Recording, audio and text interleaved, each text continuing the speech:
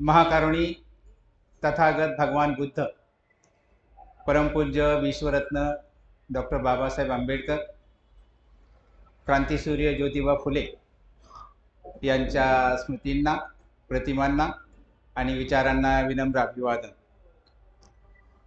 मातृभूमी प्रबोधन समिती आणि महात्मा फुले सार्वजनिक वाचनालय या संस्थांच्या विद्यमाने आपण महात्मा फुले आणि डॉक्टर बाबासाहेब आंबेडकर यांची संयुक्त जयंती या ठिकाणी साजरी करत आहोत.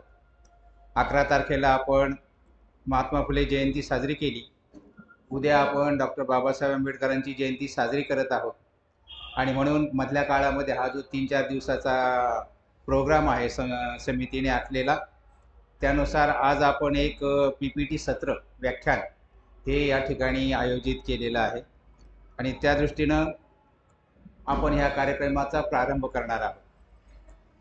मातृभूमी प्रबोधन समितीचे सन्माननीय अध्यक्ष माननीय RK जाधव सर, त्याचप्रमाणे सेक्रेटरी राजेंद्र चंद्रमोरे साहेब, संस्थेचे सर्वच पदाधिकारी, त्याचबरोबर महात्मा फुले वाचनालयाचे अध्यक्ष माननीय सुधीरजी भालेराव सर, संस्थेचे सेक्रेटरी कुणालजी शेजवळ सर, त्याचप्रमाणे कोषाध्यक्ष पवार सर आणि संस्थेचे सर्व पदाधिकारी,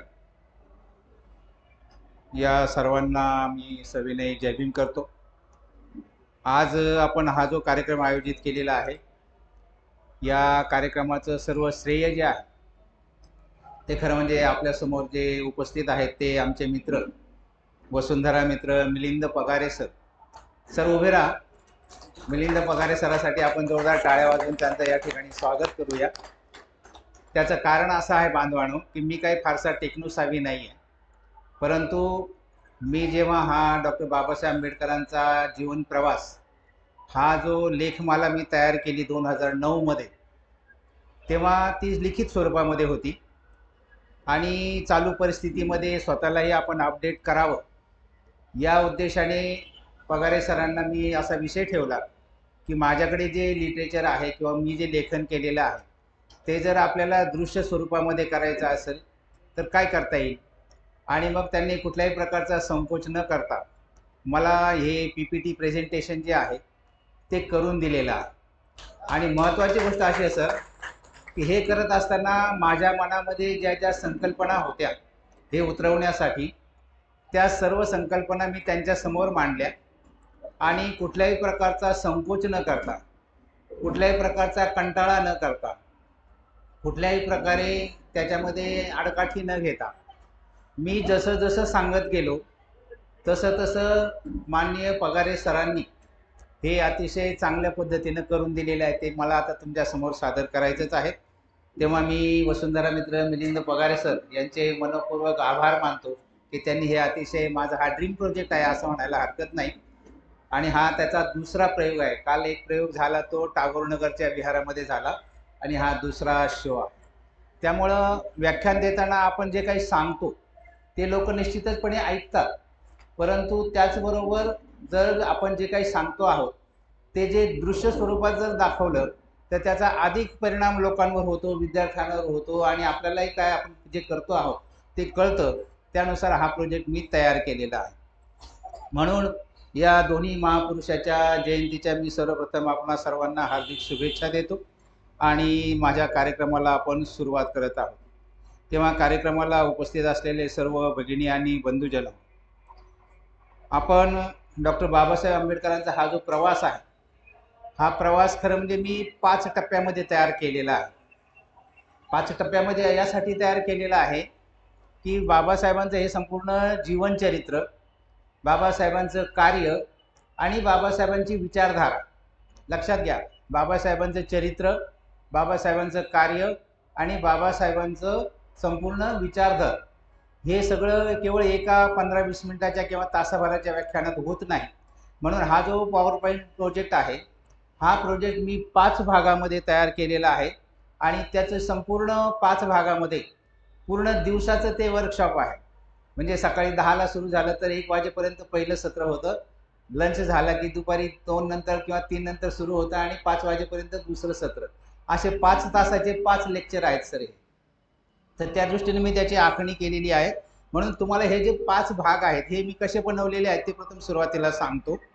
सगळ्यात पहिला जो भाग आहे तो डॉक्टर बाबासाहेब आंबेडकरांच्या जन्मापासून म्हणजे 1891 ते 1912 पर्यंत मी घेतलेला आहे.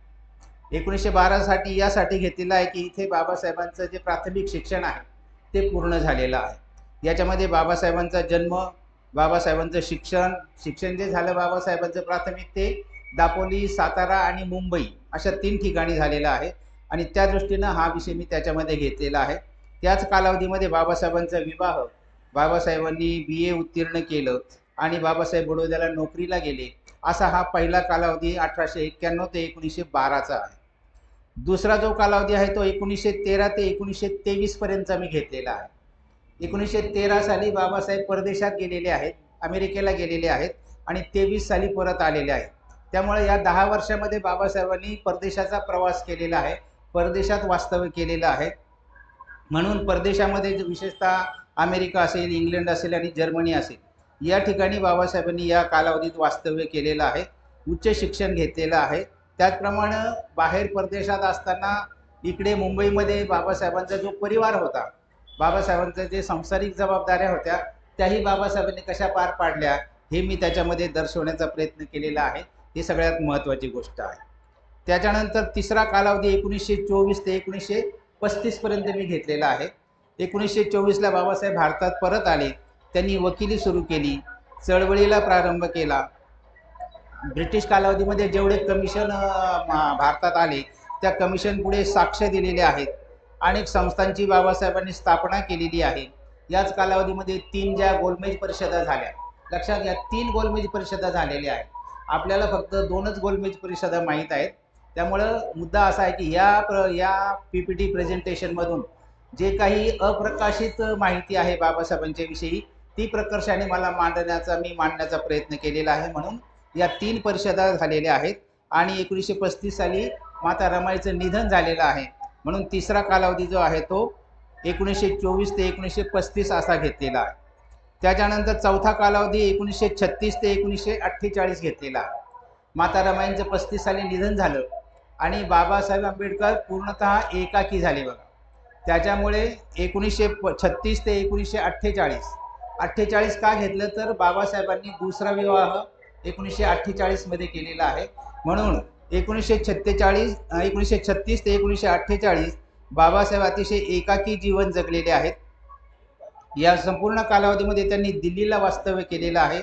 याच कालावधीमध्ये त्यांनी अनेक ग्रंथ लिहिलेले आहेत, अनेक ग्रंथ प्रकाशित केलेले आहेत, राजकीय कार्य केलेलं आहे, निवडणुका सुद्धा लढलेल्या आहेत आणि मुंबई विधानमंडळाचे ते सदस्य म्हणून सुद्धा राहिलेले आहेत 1948 पर्यंत.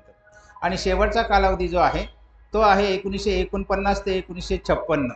यामध्ये बाबासाहेब कायदेमंत्री झालेले आहेत, संविधान निर्मिती केलेली आहे, हिंदू कोडबिल तयार केलेला आहे, त्याच्यावर राजीनामाही दिलेला आहे, नंतर धम्मदीक्षेचा कार्यक्रम केलेला आहे, धम्मग्रंथाचं लेखन केलेलं आहे आणि 56 साली बाबासाहेबांचं महापरिनिर्वाण झालेलं आहे. असे हे 5 भागामध्ये हे पॉवर पॉईंट प्रेझेंटेशन मी तयार केलेलं आहे. परंतु हे 5 वाक्य मी आपल्याला दाखवणार नाही. त्याचं कारण असं आहे की आज फक्त वेळेअभावी आपण 2च भाग बघणार आहोत आणि त्या 2 भागामध्ये मी जे काही संशोधन करून बाबासाहेबांचं संपूर्ण चरित्र याच्यामध्ये लिपिबद्ध केलेलं आहे त्याच्यामध्ये बाबासाहेबांचा समग्र इतिहास म्हणजे बाबासाहेबांचं समग्र दर्शन असं आपण त्याला म्हणूया, ते समग्र दर्शन मी सुरुवातीला आपल्याला दाखवणार आहे आणि मग बाबासाहेबांचा परदेशातला हा जो प्रवास आहे 1913 ते 1923 त्याच्यातले काही मुद्दे मी आपल्यासमोर मांडणार आहे. म्हणून या प्रसंगी या दृष्टीनं या 5 प्रोजेक्टमध्ये आपल्याला काम करायचं आहे. तेव्हा आपण या कार्यक्रमाला सुरुवात करूया. सगळ्यात प्रथम आता या दृष्टीने पगारे साहेबांनी हा जो काही प्रोजेक्ट मला तयार करून दिलेला आहे त्याच्यानुसार सर्वप्रथम मी आपल्या सर्व बंधू भगिनीचं आणि उपस्थितांचं मनपूर्वक स्वागत करतो. त्याचबरोबर स्वागतानंतर आपण सगळ्यांना सविनय जय भीम सुद्धा करत असतो. म्हणून सगळ्यांना सविनय जय भीम जोरात म्हणूया. जय भीम, जय भीम, जय भीम. धन्यवाद. आणि हा जो प्रोजेक्ट तयार केलेला आहे या प्रोजेक्ट विषयी मला आपल्याला जी काही माहिती द्यायची आहे ती यानंतर आपण सुरुवात करीत आहोत. या प्रोजेक्टचं नाव जे आहे ते मी प्रज्ञा सूर्याचा जीवन प्रवास अशा पद्धतीने याचं नाव तयार केलेलं आहे आणि तो प्रवास जो आहे तो अतिशय चांगल्या पद्धतीनं आपल्याला मांडायचा आहे. त्या दृष्टीने त्याची मांडणी आपण करायला सुरुवात करणार आहोत.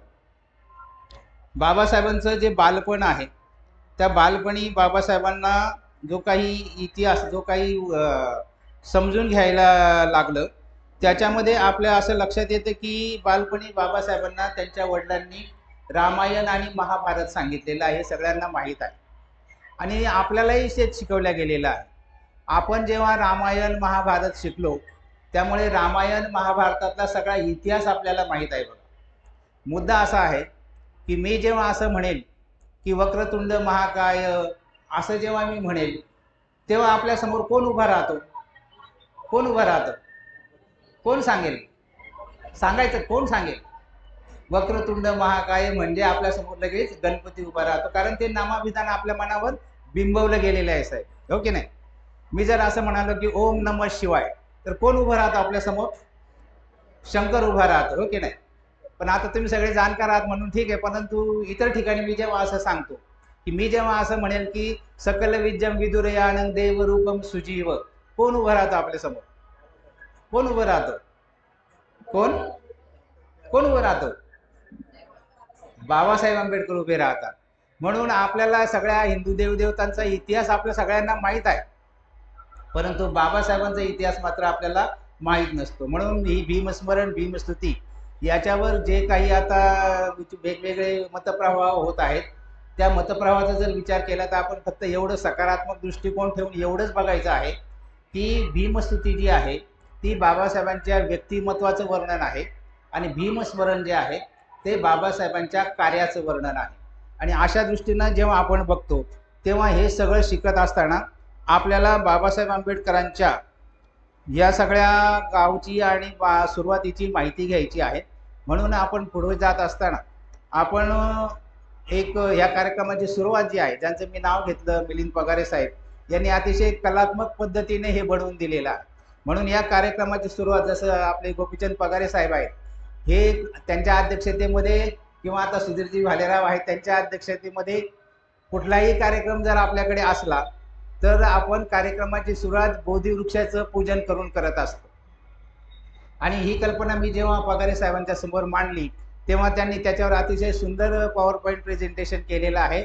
या बोधिवृक्षाचं पूजन आपण या ठिकाणी करत आहोत आणि ते बोधिवृक्षाचं पूजन करत असताना जी गाथा आपण म्हणतो ती सगळ्यांनी म्हणायची आहे. ज्याला शक्य आहे त्यांनी म्हणायची. म्हणा, यस मूले निसिन्नोव सब्बारी विजयं अका पत्तो सब्बयुतं सत्था वंदे तं बोधिपादपम् इमे ते महाबोधि लोकनाथेन पूजिता अहं पीते नमस्सामि बोधिराजा नमस्तुते बोधिराजा नमस्तुते बोधिराजा नमस्तुते.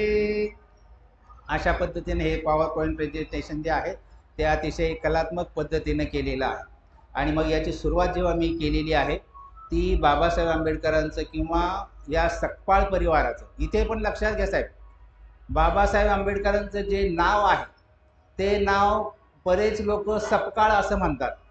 म्हणून इथे आपण या निमित्ताने ही गोष्ट पक्की ध्यानात घ्यायची आहे की बाबासाहेबांच्या परिवाराचं या आंबवडे गावामध्ये जेवढे आपले महार लोक होते त्यांचं जे आडनाव आहे ते सकपाळ असं आहे. त्यामुळं सकपाळच आपण म्हणायचं, सपकाळ असं म्हणायचं नाही, आपण सकपाळ असं म्हणायचं आहे. म्हणून हे जे आंबावडे गाव आहे या आंबावडे गावात आता आपण प्रवेश करत आहोत. ही कमान जर आपण बघितली तर इकडे म्हाप्रळ म्हणून गाव आहे, सरळ रस्त्याने गेलं आणि डाव्या बाजूला या कमानीपासून 5 किलोमीटर अंतरावर हे आंबवडे गाव आहे. त्या आंबवडे गावाला सध्या आपण स्फूर्तीभूमी असं म्हटलेलं आहे. तिथे बोर्डच तो लावलेला, हा बोर्ड तिथलाच आहे. तुम्ही जर तुमच्यापैकी कोणी जर गेला असेल आंबडवे गावाला तर ते आपल्याला लक्षात येईल की हा जो बोर्ड त्या ठिकाणी लावलेला आहे हा आंबडवे गावाचा आहे. त्याच्यातही लक्षात घ्या की बरेच लोक आंबवडे असं म्हणतात, त्यामुळे आंबवडे असं नाव नाही आहे, त्या गावाचं नाव आहे आंबडवे. म्हणून आपण लक्षात घ्या की तो कमानीपासून निघालं 5 किलोमीटर अंतरावर गेले का हा बोर्ड लागतो आपल्याला. आणि जिथे जिथे आपल्या सगळ्या भूमी आहेत जसे की मुंबईची चैत्यभूमी आहे, दीक्षाभूमी आहे, येवल्याची मुक्तिभूमी आहे, तसं या आंबडवे गावाला स्फूर्तीभूमी नावाने ओळखलं गेलेलं आहे. म्हणून ही स्फूर्तीभूमीमध्ये आपण आता प्रवेश करत आहोत. आणि या स्फूर्तीभूमी प्रवेश करत असताना ही जी स्फूर्तीभूमी आहे, मूळ गाव म्हणजे मुक्काम पोस्ट आंबडवे गाव आहे, तालुका मंडणगड आहे आणि जिल्हा रत्नागिरी आहे. असा हा जो बाबासाहेबांच्या गावाकडे जाण्याचा मार्ग आहे. आता या ठिकाणी सुद्धा आपण जेव्हा बघतो की हे जे घर आहे हा स्तंभ नंतर बांधलेला आहे आणि हे जे घर आहे या घराच्या बाजूला मी चौकशी केली तर या घराच्या बाजूला हे जे घर दिसतं आहे हे घर बाबासाहेबांचं आहे असं अनेक लोक म्हणतात. परंतु हे घर मुळात बाबासाहेबांचं नाही आहे. फोटोमध्ये ते आलेलं आहे आणि ही जी साईट मी घेतली त्याच्या खाली ती माहिती लिहिली गेलेली आहे की हेच घर बाबासाहेबांचं आहे.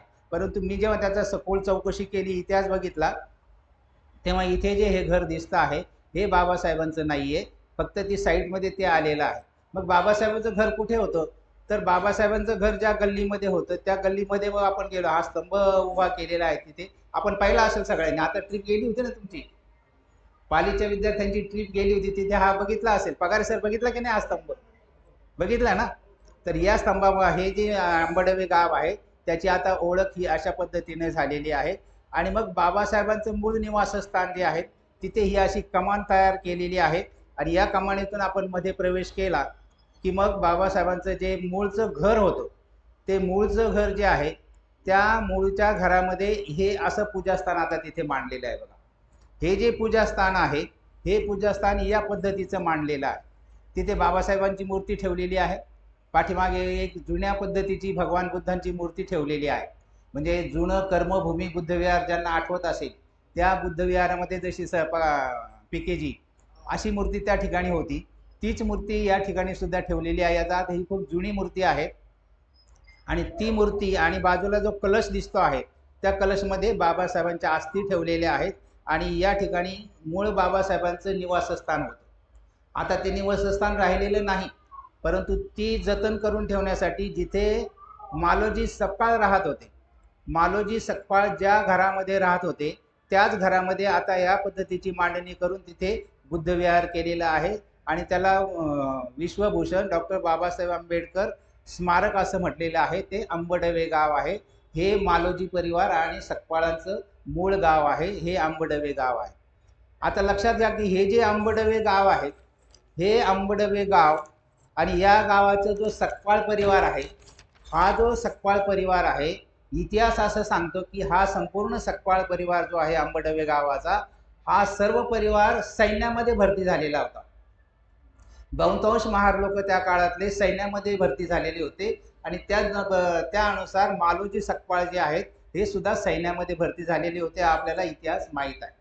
परंतु मला आपल्याला या निमित्ताने हे निदर्शन असं आणून द्यायचं आहे की बाबासाहेब आंबेडकरांचे हे जे पूर्वज आहेत, हे जे वंशज आहेत, त्याचा इतिहास आपल्याला फक्त मालोजी सकपाळपर्यंतच माहीत आहे.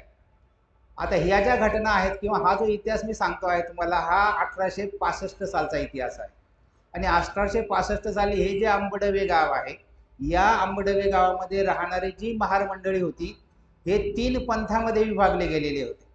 आणि हे जे 3 पंथ आहेत त्याच्यामध्ये एक रामानंदी पंथ होता.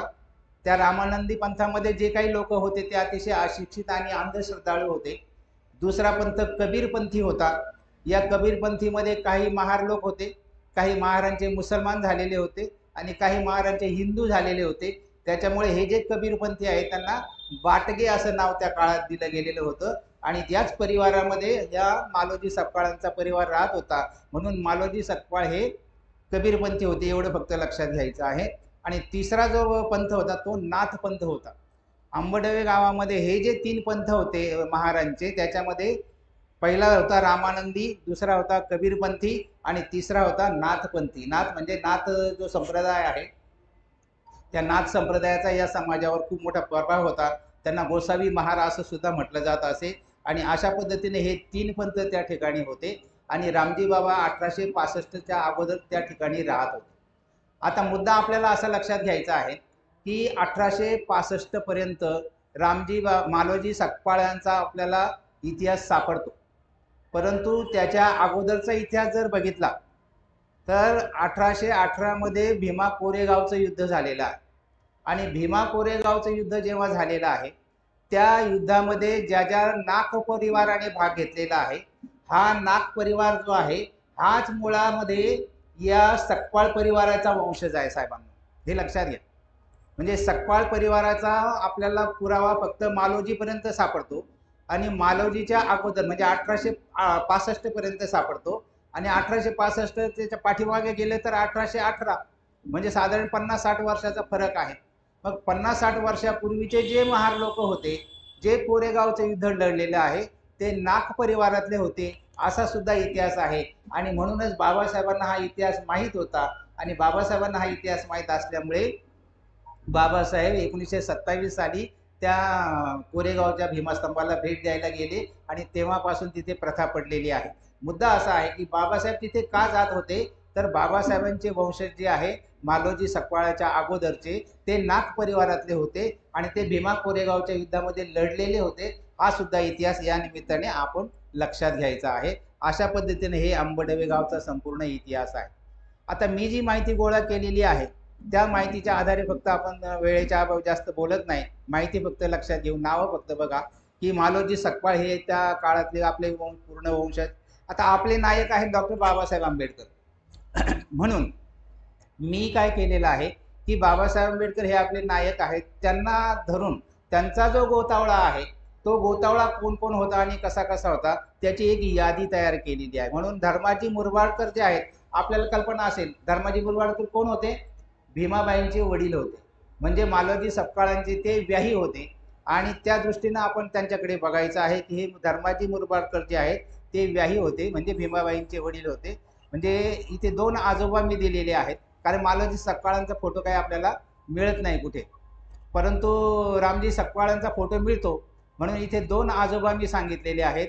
मालोजी सकपाळ जे आहेत ते वडिलांचे वडील आणि धर्माजी मुरबाडकर जे आहेत ते आईचे वडील. अशा पद्धतीनं हे दोन आजोबा या ठिकाणी मी मुद्दाम नोंदणी केलेली आहे. आणि शेजारी मला रामजी सकपाळांचा फोटो सगळ्यांना परिचित आहे. हा एक फोटो जो आहे हा भीमाबाई सकपाळांचा आहे. अनेक लोक विचारतात की हा फोटो खरोखर अधिकृत आहेत का, त्या अशा इतक्या देखण्या होत्या का, इतका साजशृंगार करणाऱ्या होत्या का, असं विचारतात साहेब. परंतु हा जो फोटो आमच्या पकारे सरांनी कलेक्ट केलेला आहे याच्यातला एक ओरिजिनल फोटो जो आहे तो मालोजी सकपाळ आणि भीमाबाई सकपाळ यांचा जोडीचा फोटो आहे. आणि तो फोटोमध्ये रामजी सकपाळ थोडेसे वेगळे दिसतात, सॉरी मालोजी सकपाळ थोडे वेगळे दिसतात. त्याच्यामुळे आपण लक्षात घ्या की हा जो फोटो आहे हा सुद्धा एक अधिकृत फोटो आहे आणि त्या दृष्टीनं आपण या फोटोकडे ग्राह्यता म्हणून बघायचं आहे. त्याच्यानंतर भीमाबाई रामजी सकपाळ आणि रामजी मालोजी सकपाळ हे त्यांचे पुढे वंशज चालत आलेले आहेत. त्याच्यानंतर या भीमाबाईंचं निधन झालेलं आहे, कारण त्यांना डोकेदुखीचा त्रास होता, त्या आजारी होत्या, त्यामुळे त्यांचं निधन झालेलं आहे. आणि रामजी सकपाळ जे आहेत त्यांनी दुसरा विवाह केलेला आहे. आता हा दुसरा विवाह जो केला याच्याविषयी सुद्धा लोकांना जास्त कल्पना नाही, परंतु त्या बाबासाहेबांच्या ज्या सावत्र आई होत्या त्यांचं नाव जिजाबाई रामजी सकपाळ होतं, हे या निमित्ताने आपण लक्षात ठेवायचं आहे. दुसरा मुद्दा आहे की मग पुढे आता त्यांचा संपूर्ण परिवारच आहे, मग बाबासाहेबांच्या इथून पुढचा सगळा परिवार आपल्याला माहीत आहे, त्याच्यामुळे त्याच्यामध्ये जास्त जात नाही. हे सगळं आपल्याला माहीत आहे की पुढे मीराताई यशवंतरावांचा विवाह, नंतर त्यांचे 4 मुलं आहेत वगैरे वगैरे. हां, हे 2 बंधू आहेत बाबासाहेबांचे. मला आपल्याला हे निदर्शनास आणून द्यायचं आहे की बाळाराम आणि आनंदराव हे बाबासाहेबांचे बंधू होते. बाबासाहेबांचं एकूण जे कुटुंब होतं, खरं म्हणजे अनेक लोक, मी तर एका वक्त्याचं भाषण असं ऐकलं की ते म्हणाले की माता रमाईंनी आयुष्यभर शेण गोळा केलं, आयुष्यभर सरपण गोळा केलं आणि आयुष्यभर सरपण विकत बसले, आयुष्यभर, असं ते वक्ते एका भाषणामध्ये बोलत होते. मी जेव्हा ते ऐकलं मला थोडंसं ते खटकलं. मुद्दा असा आहे की हे जे हा जो परिवार आहे या परिवारामध्ये साधारणपणे 13 ते 14 सदस्य होते. म्हणजे रामजी सकपाळ होते, त्याच्यानंतर त्यांचे हे 2 बंधू होते, त्याच्यानंतर लक्ष्मीबाई होत्या, नंतर रमाताई होत्या, रमाताईंची बहीण होती, रमाताईंची मुलगी होती, त्याच्यानंतर भाऊ होता, शंकरराव भाऊ होता आणि रखमा काहीतरी तिचं नाव आहे ती. असा हा जो परिवार आहे हा 13-14 लोकांचा परिवार होता. आणि यामध्ये हे जे बाळाराम आहेत हे बाळाराम सुद्धा मिलिटरीमध्ये होते आणि मिलिटरीच्या बँड पथकामध्ये ते काम करत होते, हे पण लक्षात घ्या. हे जे बाळाराम आहेत हे बाबासाहेबांपेक्षा मोठे, त्याच्यानंतर आनंदराव तेही बाबासाहेबांपेक्षा मोठे. तसे हे जे बाळाराम आहेत हे थोडेसे व्यसनी होते, सतत भांडण करायचे आणि संपूर्ण कुटुंबापासून कधी मधी वेगळे राहायला जायचे. त्यांची पण पहिली बायको वारली होती आणि त्यांनी दुसरा विवाह केला होता, म्हणून ते वेगळे राहायला गेले होते. असा बाळारामांचा थोडक्यात इतिहास आहे. ते मिलिटरीमध्ये बँड मास्टर म्हणून काम करत होते. आणि हे आहेत आनंदराव. आनंदराव जे आहेत ते GIP रेल्वे कंपनी होती, त्या GIP रेल्वे कंपनीमध्ये टाइम कीपर म्हणून नोकरीला होते आणि ते मात्र फार सज्जनग्रस्त होते असा इतिहास आहे. आणि त्या सज्जनग्रस्त असल्यामुळे ते बाबासाहेबांची विशेष काळजी घेत होते, हे सगळ्यात महत्त्वाचं आहे. हा सगळा इतिहास माहीत आहे. सविताताई आंबेडकरांचं सुद्धा आपण सगळ्यांना माहीत आहे, त्यामुळे त्याच्यामध्ये मी जात नाही जास्त. ही सगळी माहिती मी गोळा केलेली आहे. नंतर खाली जो भिकू धोत्रे, रखमा धोत्रे, शंकरराव धोत्रे हा वलंकर परिवार आहे. इकडे आपण बघितलं की एक सकपाळ परिवार आहे, त्यांचं झालं तर त्यांच्याशी संबंधित आला तो मोरबाडकर परिवार आहे.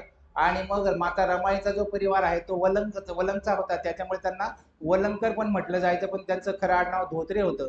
म्हणून भिकू धोत्रे आणि रखमा धोत्रे हे रमाईचे आई वडील होते, म्हणजेच बाबासाहेबांचे सासू आणि सासरे होते. आणि शंकरराव धोत्रे हा रमाईंचा भाऊ असल्यामुळे बाबासाहेबांचा मेहुणा होता.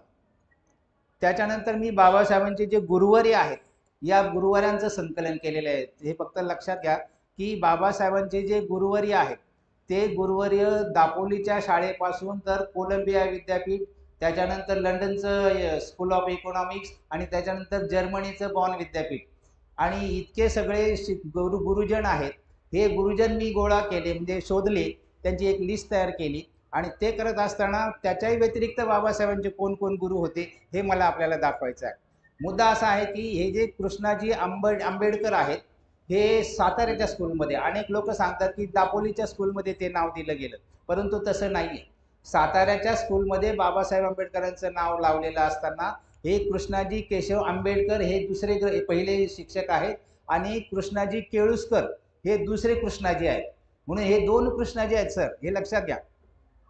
कृष्णाजी केशव आंबेडकर हे काप दापोलीचे होते आणि साताऱ्याला आल्यानंतर हे कृष्णाजी केळुसकर ज्यांनी बाबासाहेबांना ग्रंथ दिलेला आहे ते कृष्णाजी केळुसकर आहे.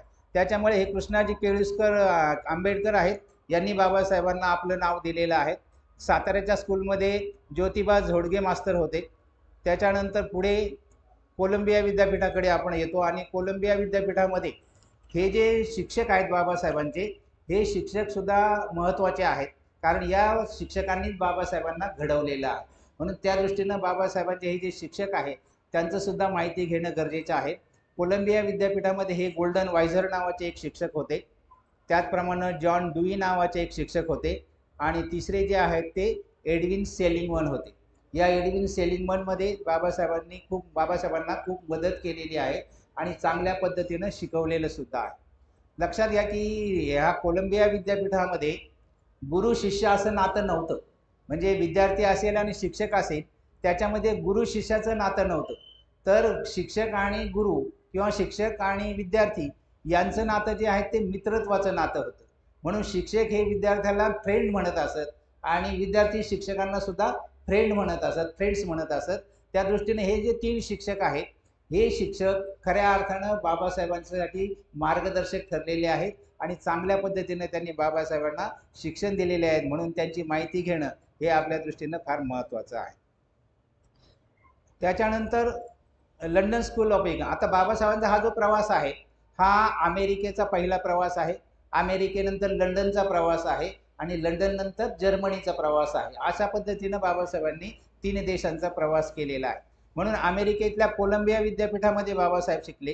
त्याच्यानंतर अमेरिकेतून परस्पर बाबासाहेब लंडनला गेलेले आहेत, लक्षात घ्या.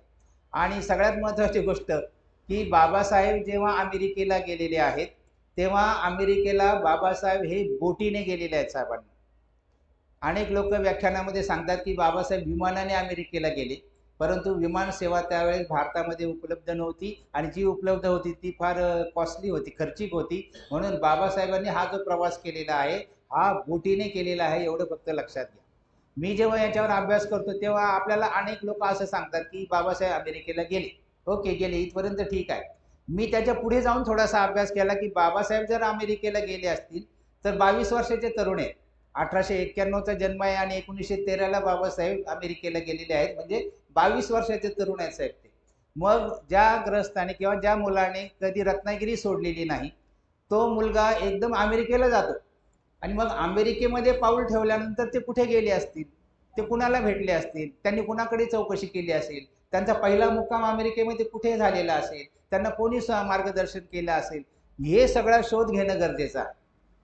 आपण फक्त बोलण्याच्या ओघामध्ये बाबासाहेब अमेरिकेला गेले एवढं सांगून थांबतो, पण अमेरिकेला गेल्यानंतर पुढचा इतिहास काय घडलेला आहे तो शोधायचा मी प्रयत्न केलेला आहे. आणि त्या दृष्टीनं अमेरिकेनंतर बाबासाहेब लंडनला गेलेले आहेत. लंडन स्कूल ऑफ इकॉनॉमिक्समध्ये त्यांचे जे गुरु होते ते सिडने वेब होते. त्याच्यानंतर दुसरे गुरु जे आहेत ते प्राध्यापक लॉस्की होते आणि तिसरे गुरु जे आहेत ते किंग्सले मार्टिन होते. हे तिघा जणांनी सुद्धा बाबासाहेबांना चांगल्या पद्धतीनं अर्थशास्त्र शिकवलेलं आहे, हे आपण या निमित्ताने लक्षात घ्यायचं आहे. त्याच्यानंतर बाबासाहेब लंडनच्या दुसऱ्या विद्यापीठामध्ये, आता शिक्षण पद्धती जी आहे ती लक्षात घ्या. बाबासाहेबांनी MA आणि PhD जी आहे ती कोलंबियाच्या विद्यापीठामध्ये केलेली आहे. त्याच्यानंतर बाबासाहेब लंडनला आलेले आहेत आणि लंडनला अर्थशास्त्र आणि कायदेशास्त्र या विषयाचा अभ्यास केलेला आहे. मग कायदेशास्त्राचा अभ्यास कुठे केला तर लंडनमध्येच हे जे ग्रेज इन विद्यापीठ आहे, या ग्रेज इन विद्यापीठात मॉरिस डॉब नावाचे त्यांचे प्राध्यापक होते, गुरुवर्य होते. या मॉरिस डॉबनी त्यांना कायदेशास्त्र शिकवलेलं आहे. दुसरे जे आहेत ते एडविन केनन आहे. एडविन सेलिंगमन वेगळे आणि एडविन केनन वेगळे, हे सुद्धा आपण या निमित्ताने लक्षात ठेवावं, हे मला आपल्या निदर्शनास आणून द्यायचं आहे. हे सगळे गुरुवर्य मी शोधले, परंतु हे गुरुवर्य शोधत असताना मला असं वाटलं की मग बाबासाहेबांचे जे छंद होते, बाबासाहेबांना वेगवेगळे मूर्तिकलेचा छंद होता, संगीताचा छंद होता, व्हायलिन वादनाचा छंद होता, चित्रकलेचा छंद होता, मग हे बाबासाहेबांना कोणी शिकवलं? म्हणून मी पुढे जाऊन थोडासा शोध घेतला आणि बाबासाहेब आंबेडकरांचे जे गुरु आहेत त्या सगळ्या गुरूंची यादी केली साहेबांना. म्हणून लक्षात घ्या, बाबासाहेब आंबेडकरांना संगीत जे शिकवलेलं आहे ते मास्टर कृष्णराव फुलंब्रीकर होते. औरंगाबादच्या बाजूला फुलंब्री म्हणून एक गाव आहे, त्या गावचे हे मोठे शाहीर होते त्या काळातले आणि यांचा आवाज अतिशय सुरेख होता. आणि यांच्याच आवाजामध्ये बाबासाहेबांनी लंडनहून जेव्हा त्रिसरण पंचशील आणलं तेव्हा त्रिसरण पंचशील यांच्या आवाजामध्येच रेकॉर्ड करून घेतलं होतं. त्यावेळेस ज्या काळ्या तबकड्या निघायच्या, त्या काळ्या तबकड्या ज्या आहेत त्या त्रिसरण पंचशीलाची पहिली रेकॉर्ड जी आहे ती या मास्टर कृष्णराव फुलंब्रीकर यांनी तयार करून दिलेली आहे, हे फक्त आपण या निमित्ताने लक्षात ठेवूया. दुसरे जे आहे व्हायोलिन वादक, आता नाव फक्त सांगतो, इतिहास सांगत नाही. व्हायोलिन वादक बाळ साठे आहेत. मूर्तिकलेचे माडलिककर आहेत, हे कोकणातले होते. चित्रकलेचे वसंतराव आंबेकर आहेत. पर्शियन भाषा शिकवणारे खोदाबक्ष बेहराम जे आहेत. पाली भाषा शिकवणारे पुण्याचे तुंगार गुरुजी होते. आणि ह्या सगळ्या गुरूंच्या बरोबर बाबासाहेबांचे जे 3 गुरु होते महत्त्वाचे, ते 3 गुरु सुद्धा आपण लक्षात घेतले पाहिजे की पंथ सेवेमध्ये संत कबीर होते, समाजसेवेमध्ये क्रांती ज्योतिबा फुले होते आणि धम्मसेवेमध्ये आपल्या सगळ्यांना माहीत आहे की भगवान बुद्ध होते. पुढे मी त्याचा बऱ्याचशा ठिकाणी शोध घेतलेला आहे की बाबासाहेबांचा मित्रपरिवार जो कोण होता, या मित्रपरिवारामध्ये ज्यांनी ज्यांनी बाबासाहेबांना सहकार्य केलेलं आहे त्यांची नावं मी फक्त माहितीसाठी ठेवलेली आहेत, नमूद केलेली आहे. फक्त पहिलं जे नाव आहे नवल मथेणा, या ग्रस्ताने बाबासाहेबांसाठी खूप मोठ्या प्रमाणामध्ये आर्थिक मदत केलेली आहे. भोरी समाजाचे ते होते आणि नवल मथेणांनी वेळोवेळी बाबासाहेबांना मोठ्या प्रमाणामध्ये कुठल्याही प्रकारची अपेक्षा न ठेवता आर्थिक स्वरूपामध्ये मदत केलेली आहे, हे सगळ्यात महत्त्वाचं आहे. त्यांची आता सगळ्यांची नावं मी घेत नाही, पण बाबासाहेबांचा हा जो मित्रपरिवार आहे हा चळवळीतला असल्यामुळे त्या सगळ्यांचा नामनिर्देश फक्त मी या निमित्ताने इथे नोंद करून ठेवलेला आहे. हे सगळे नावं आपण जेव्हा आंबेडकर चरित्रात वाचतो तेव्हा आपल्या लक्षात येतं आणि त्या दृष्टीनं मग आपण हा बाबासाहेब आंबेडकरांचा मित्रपरिवार बघतो. त्याच्यानंतर बाबासाहेब आंबेडकरांच्या या 65 वर्षाच्या आयुष्यामध्ये बाबासाहेबांना कोण कोण भिक्षुगण भेटले हे सुद्धा आपण लक्षात घेतलं पाहिजे. म्हणून बाबासाहेबांच्या महापरिनिर्वाणाला कोण कोण भिक्षू उपस्थित होते, बाबासाहेबांच्या दीक्षाच्या कार्यक्रमात कोण कोण भिक्षू उपस्थित होते, बाबासाहेबांशी चर्चा करण्यासाठी कोण कोण भिक्षू होते, या सगळ्यांची यादी मी केलेली आहे. आणि त्या दृष्टीनं मग ही बाबासाहेबांच्या सोबत हे जे शेवटचे भिक्षू आहेत, भिक्षू सुमेध, हे महाराष्ट्रातले होते. यांचं नाव सोनवणे होतं, त्यांनी दीक्षा घेतली होती. परंतु हे भिक्षू सुमेध जे आहेत हे 1956 साली बाबासाहेब आंबेडकरांनी जेव्हा दीक्षा घेतली तेव्हा त्यांच्या सोबत होते. आणि त्यांनी मी पाहिलेला बोधिसत्व, आर के जाधव साहेबांनी मी ते पुस्तक दिलेलं आहे वाचायला. सर वाचलं का? चालू आहे.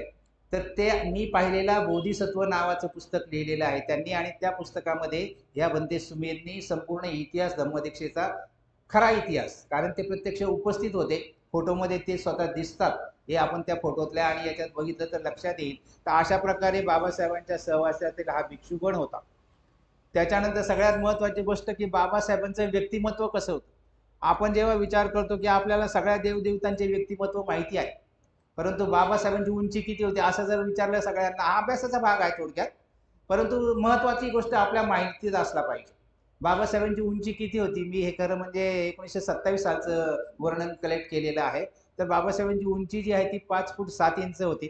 त्यांचं वजन जे आहे ते 180 पाऊंड होतं आणि छाती 46 पाऊंड होती. हे सगळं डिटेल मी काढून ठेवलं. याच्यासाठी काढलं की आपल्या समोर ही जी छोटी छोटी पिढी आहे समोरची, या पिढीला बाबासाहेब कसे होते हे समजलं पाहिजे, आणि त्याच्यासाठी हा सगळा इतिहास मी गोळा करून ठेवलेला आहे. त्याचबरोबर बाबासाहेबांचं व्यक्तिमत्व कसं होतं हे सुद्धा आपण चांगल्या पद्धतीनं लिहून ठेवलेलं आहे. व्यक्तिमत्व कसं होतं, बाबासाहेब कसे बोलत होते, आता सगळीकडे बाबासाहेबांच्या ऑडिओ क्लिप्स उपलब्ध आहेत बघा. परंतु मला आपल्या निदर्शनास हे आणून द्यायचं आहे की बाबासाहेब आंबेडकर जेव्हा स्पष्टपणे बोलतात, मग ते संसदेतलं भाषण असेल, ते जाहीर सभेतलं भाषण असेल, ते गोलमेज परिषदेतलं भाषण असेल, किंवा इतर ठिकाणचं जे भाषण असेल, हे जर व्हिडिओज तुम्ही क्लिप जे आहेत त्या काळजीपूर्वक जर ऐकल्या तर तुमच्या असं लक्षात येईल की बाबासाहेबांचा जो आवाज आहे तो अतिशय स्पष्टपणे आवाज आहे. आणि महत्त्वाची गोष्ट की बाबासाहेब बोलताना कुठेही अडखळत नाहीत. बाबासाहेब बोलताना साहेब कुठल्याही प्रकारचं ओव्हरलॅपिंग त्यांच्याकडनं होत नाही. आणि महत्त्वाची गोष्ट अशी की ती जी स्पीचेस आहेत संसदेतले ते जर तुम्ही ऐकले तर तुमच्या असं लक्षात येईल की बाबासाहेबांचं जे प्रोनाऊन्सिएशन आहे ते अमेरिकन इंग्लिशचं आहे. लक्षात घ्या, बाबासाहेब जेव्हा इथे संसदेमध्ये बोलत तेव्हा अनेक खासदारांच्या डोक्यावरून बाबासाहेबांचं भाषण जात असे, कारण बाबासाहेब अमेरिकन फ्रेजेस त्या भाषणामध्ये वापरायचे. आणि त्याचं पण मी कलेक्शन करून ठेवलेलं आहे दुसऱ्या भागामध्ये. तर त्या फ्रेजेस कशा होत्या आणि त्याचा अर्थ काय आहे हे सगळं बाबासाहेब संसदेमध्ये समजून सांगायचे. आणि त्यांचं जे प्रोनाऊन्सिएशन आहे ते प्रोनाऊन्सिएशन जे आहे ते अमेरिकन आहे. अमेरिकन प्रोनाऊन्सिएशनमध्ये बाबासाहेब स्पीच द्यायचे. आणि त्या दृष्टीनं मग म्हणून बाबासाहेबांचं बोलणं कसं होतं, मोठा आवाज होता, स्पष्टपणे बोलत असत, आत्मविश्वासपूर्वक बोलत असत, अशी भाषाशैली मी तिथे सविस्तर मांडलेली आहे. त्याच्यानंतर बाबासाहेबांना कोणत्या भाषा येत होत्या, कोणत्या भाषा अवगत होत्या हे सुद्धा मी शोधून काढलेलं आहे, शोधून ठेवलेलं आहे. आणि मग बाबासाहेबांना या भाषा का शिकाव्या लागल्या, या प्रत्येक भाषेचा इतिहास आहे साहेब. बाबासाहेबांना मूळ प्रश्न असा आहे की हा जो धम्मग्रंथ आहे हा सुरुवातीला इंग्लिशमध्ये का लिहावा लागला, तर तो त्यांना जागतिक स्तरावर प्रसिद्ध करायचा होता. भारतातल्या बौद्धांची ओळख जी आहे ती जागतिक स्तरावर प्रसिद्ध करायची होती, म्हणून बाबासाहेबांनी हा जो त्यांना अपेक्षित बुद्धिझम होता तो कसा आहे, तो कसा विज्ञानवादी आहे, तो कसा तर्कसंगत आहे हे सांगण्यासाठी बाबासाहेबांनी तो ग्रंथ प्रथम इंग्लिशमध्ये लिहिलेला आहे. फ्रेंचमध्ये का लिहिला, तर बाबासाहेब जेव्हा बॉन विद्यापीठामध्ये होते तेव्हा फ्रेंच राज्यक्रांतीचा इतिहास बाबासाहेबांनी जाणून घेतलेला आहे आणि त्याच्यासाठी फ्रेंच शिकलेले आहेत, पर्शियन सुद्धा शिकलेले आहेत, पाली संस्कृत तर आहेच आहेत. गुजराती बाबासाहेब का शिकले याचा मोठा मनोरंजक इतिहास आहे. त्याचं कारण असं आहे की 1936 साली जेव्हा जातपात तोडक मंडळाच्या वतीनं बाबासाहेबांना लाहोरला बोलावलं होतं आणि बाबासाहेबांनी जे एक एनिहिलेशन ऑफ कास्ट हा जो ग्रंथ लिहिलेला आहे त्याच्यामध्ये बाबासाहेबांचं 1936चं जे भाषण आहे ते भाषण जेव्हा प्रसिद्ध झालं, त्या भाषणावर महात्मा गांधींनी ज्या प्रतिक्रिया दिल्या त्या प्रतिक्रिया, महात्मा गांधींचं हरिजन नावाचं जे वर्तमानपत्र होतं ते गुजराती भाषेमध्ये होतं. आणि महात्मा गांधी संपूर्ण गुजरातीमध्ये त्या प्रतिक्रिया लिहायचे आणि त्या प्रतिक्रिया बाबासाहेबांपर्यंत पोहोचायच्या. परंतु गुजराती माहीत नसल्यामुळे, जाण नसल्यामुळे काय लिहिलेलं आहे महात्मा गांधींनी, काय प्रतिक्रिया दिलेली आहे ही दुसऱ्याकडून समजून घेण्यापेक्षा आपणच समजून घेतली पाहिजे, याच्यासाठी बाबासाहेबांनी गुजरातीचा अभ्यास केलेला आहे साहेब. या सगळ्या घटना ज्या आहेत त्या आपण या निमित्ताने लक्षात घेऊया. नंतर बाबासाहेबांनी अभ्यासलेले विषय कोणते होते ते पण मी कलेक्ट केलेले आहेत. अर्थशास्त्र, समाजशास्त्र, धर्मशास्त्र, तत्वज्ञान, संस्कृती कोश, आणि हे बरेच कोश आहेत. अनुवाद कोश आहे, वेद वेदांत आहे, राज्यशास्त्र, नीतिशास्त्र, त्याचप्रमाणे पुढे पण बरेचसे विषय आहेत. तर्कशास्त्र, घटनाशास्त्र, उत्पत्तीशास्त्र, जे ज्ञानकोश, उपनिषदे, भाषाशास्त्र, विधिशास्त्र, हे सगळे जे विषय बाबासाहेबांनी अभ्यासलेले आहेत ते का अभ्यासले ते पण मला पुढे तुम्हाला दाखवायचं आहे. त्याच्यामुळे त्याच्यावर जास्त मी बोलत नाही. मी दुसरा कलेक्शन असं केलेलं आहे की बाबासाहेबांच्या संग्रहामध्ये एवढे जे 22,000 ग्रंथ होते हे बाबासाहेबांनी कुठे कुठे मिळवलेले आहे. म्हणून मुंबईमध्ये बाबासाहेबांनी ते कुठे मिळवले, पुण्यामध्ये कुठे मिळवले, दिल्लीमध्ये कुठे मिळवले, कुठल्या कुठल्या बुक डेपोमध्ये बाबासाहेब स्वतः जात होते, याची सगळी माहिती मी गोळा केली आणि त्या बुक डेपोची नावं सुद्धा आपल्या माहितीसाठी ठेवलेली आहे. इथे मुंबईमध्ये जे तिसऱ्या ओळीमध्ये निमजी भाई बुक स्टॉल लिहिलेलं आहे बघा. हे जे निमजी भाई बुक स्टॉल आहे, या निमजीचे वडील खिमजी भाई होते आणि हे खिमजी भाई 1996-97 पर्यंत हयात होते आणि 1996 साली माझी बदली झाली मुंबईला. दादरलाच माझं ऑफिस होतं आणि मला कल्पना होती की बाबासाहेब या निमजी भाईच्या दुकानामध्ये जाऊन ग्रंथ खरेदी करायचे. हा इतिहास मला थोडाफार माहीत असल्यामुळे मी त्या खिमजी भाईच्या दुकानामध्ये गेलो. त्यांना सांगितलं मी असा असा आंबेडकरी थॉटचा अभ्यासक आहे आणि मग मला तुमच्याकडनं थोडी माहिती पाहिजे. त्यांनी संपूर्ण मधल्या खोलीमध्ये नेलं. जिथे बाबासाहेब ज्या खुर्चीवर बसायचे ती खुर्ची सुद्धा आज 100 वर्ष झालेली आहेत, 110 वर्ष झाली. ती खुर्ची सुद्धा बाबासाहेबांची त्यांनी जपून ठेवलेली आहे. बाबासाहेबांचं स्मारक सुद्धा त्यांनी एका खोलीमध्ये तिथे केलेलं आहे. आणि तिथे मग बाबासाहेब कसे बसायचे, बाबासाहेब कुठले ग्रंथ मागायचे, बाबासाहेब कशी ऑर्डर करायचे, त्यांच्यासाठी मी ग्रंथ कसे आणून ठेवायचो, याचा सगळा इतिहास त्या ग्रस्ताने सांगितलेला आहे. यात खिमजीबाईचा मुलगा निमजीबाई याने सांगितलेला आहे. तो मी स्वतः त्याच्याकडनं ऐकलेला आहे. परंतु दुर्दैव असं की तेव्हा आपल्याकडे टेप रेकॉर्डर्स व्यतिरिक्त दुसरं काही रेकॉर्डिंगची साधनं नव्हती, त्यामुळे त्या मुलाखती मला काही टेप करता आल्या नाहीत. परंतु या निमजीबाईने एक किस्सा सांगितला की म्हणाले बाबासाहेब आमच्या ड्युटीमध्ये यायचे, वेगवेगळे ग्रंथ मागायचे, याच खुर्चीवर बसून सगळ्या टेबलभर त्या ग्रंथांचा पसारा करायचे आणि प्रत्येक ग्रंथामध्ये काय काय आहे त्याच्या नोट्स लिहायचे. आणि मग याच्यामध्ये वेळ गेला की त्यांना भूक लागायची आणि भूक लागली एकदा त्यांना आणि म्हणून त्यांनी सांगितलं की मला खूप भूक लागली, माझ्यासाठी काहीतरी मागव. मग काय मागू असं विचारलं. बाबासाहेब म्हणाले मला भजी खूप आवडतात, कांद्याची भजी. म्हणून मग त्या ग्रस्ताने कांद्याची भजी आणि त्याच्यातल्या तळलेल्या मिरच्या हे घेऊन बाबासाहेबांकडे आले आणि बाबासाहेबांना ते दिलं. ग्रंथ वाचन करता करता बाबासाहेबांनी ती भजी खायला सुरुवात केली. एक तिखट मिरचीचा घास पण घेतला आणि बाबासाहेबांना प्रचंड ठसका लागला. तो ठसका इतका लागला की बाबासाहेब अतिशय लालबुंद झाले. त्यांच्या नाकातनं पाणी यायला लागलं, डोळ्यातनंही पाणी यायला लागलं आणि अतिशय अस्वस्थ झाले. या ग्रस्ताची धावपळ झाली, त्याने पाणी नेऊन दिलं. पण मला आपल्याला हे यासाठी सांगायचं आहे की हे वर्णन करता करता तो ग्रस्त अतिशय भावनाविवश झाला साहेब, इमोशनल झाला. आणि भावनाविवश झाल्यानंतर त्याने तोच प्रसंग सांगत असताना त्याच्या डोळ्यामध्ये अक्षरशः पाणी येत होतं. अशा पद्धतीने या प्रत्येक डेपोचा इतिहास आहे. तेवढा इतिहास आपल्याला सांगायचा नाही. परंतु याच्याही व्यतिरिक्त बाबासाहेबांनी न्यूयॉर्कमधले कुठल्या डेपोमध्ये जाऊन ग्रंथ खरेदी केले, लंडनमध्ये कुठल्या डेपोमध्ये जाऊन ग्रंथ खरेदी केले, त्याचप्रमाणे बाबासाहेबांनी ही जी ग्रंथसंपदा निर्माण केली, ही ग्रंथसंपदा निर्माण करत असताना आपण ही गोष्ट लक्षात घ्यायची आहे की बाबासाहेब आंबेडकरांनी हे जे 22,000 ग्रंथ वाचले हे खरं आहे. परंतु याचा अभ्यास केल्यानंतर स्वतः बाबासाहेब आंबेडकरांनी किती ग्रंथ लिहिले याची मात्र आपल्याला कल्पना नाही. मी जेव्हा आपल्या लोकांच्या मध्ये किंवा आपल्या विद्वानांमध्ये बसून चर्चा करतो तेव्हा माझं असं लक्षात येतं की अनेक लोकांना बाबासाहेबांनी किती ग्रंथ लिहिलेली आहेत याची संख्या माहीत नाही. म्हणून आपल्या निदर्शनास आणून देऊ इच्छितो की बाबासाहेब आंबेडकरांनी एकूण 23 ग्रंथ लिहिलेले आहेत आणि म्हणून त्या 23 ग्रंथांची यादी मी इथे केलेली आहे. बाबासाहेबांनी जे ग्रंथ लिहिले त्या ग्रंथांची पूर्ण नावं सुद्धा साहेब आपल्याला माहिती नाहीत. ही आपली मोठी वैचारिक शोकांतिका आहे. बाबासाहेब आंबेडकरांनी जी ग्रंथ लिहिले, उदाहरणार्थ हा कास्ट इन इंडिया ग्रंथ लिहिला, हा प्रबंध आहे. प्रबंधाचा पुढे ग्रंथ झाला. परंतु कास्ट इन इंडिया असं जेव्हा म्हटलेलं आहे तेव्हा त्याचे सबटायटल बाबासाहेबांनी दिलेलं आहे आणि ते सबटायटल आपल्याला कोणालाही माहिती नाही. ते सबटायटल मी पुढे तुम्हाला सांगणार आहे. अशा पद्धतीने बाबासाहेब आंबेडकरांनी जे ग्रंथ लिहिले त्याची संपूर्ण यादी मी केलेली आहे. हे संपूर्ण ग्रंथांची नावं आहेत. याच्यामध्ये शेवटचा हा जो ग्रंथ आहे, what Gandhi and Congress have done to the untouchable, आपल्यापैकी वाचलेला असतील बऱ्याच लोक. साळवे सर वाचला की नाही शेवटचा ग्रंथ, what Gandhi and Congress have done to the untouchable, अस्पृश्यासाठी गांधी आणि काँग्रेसने काय केले.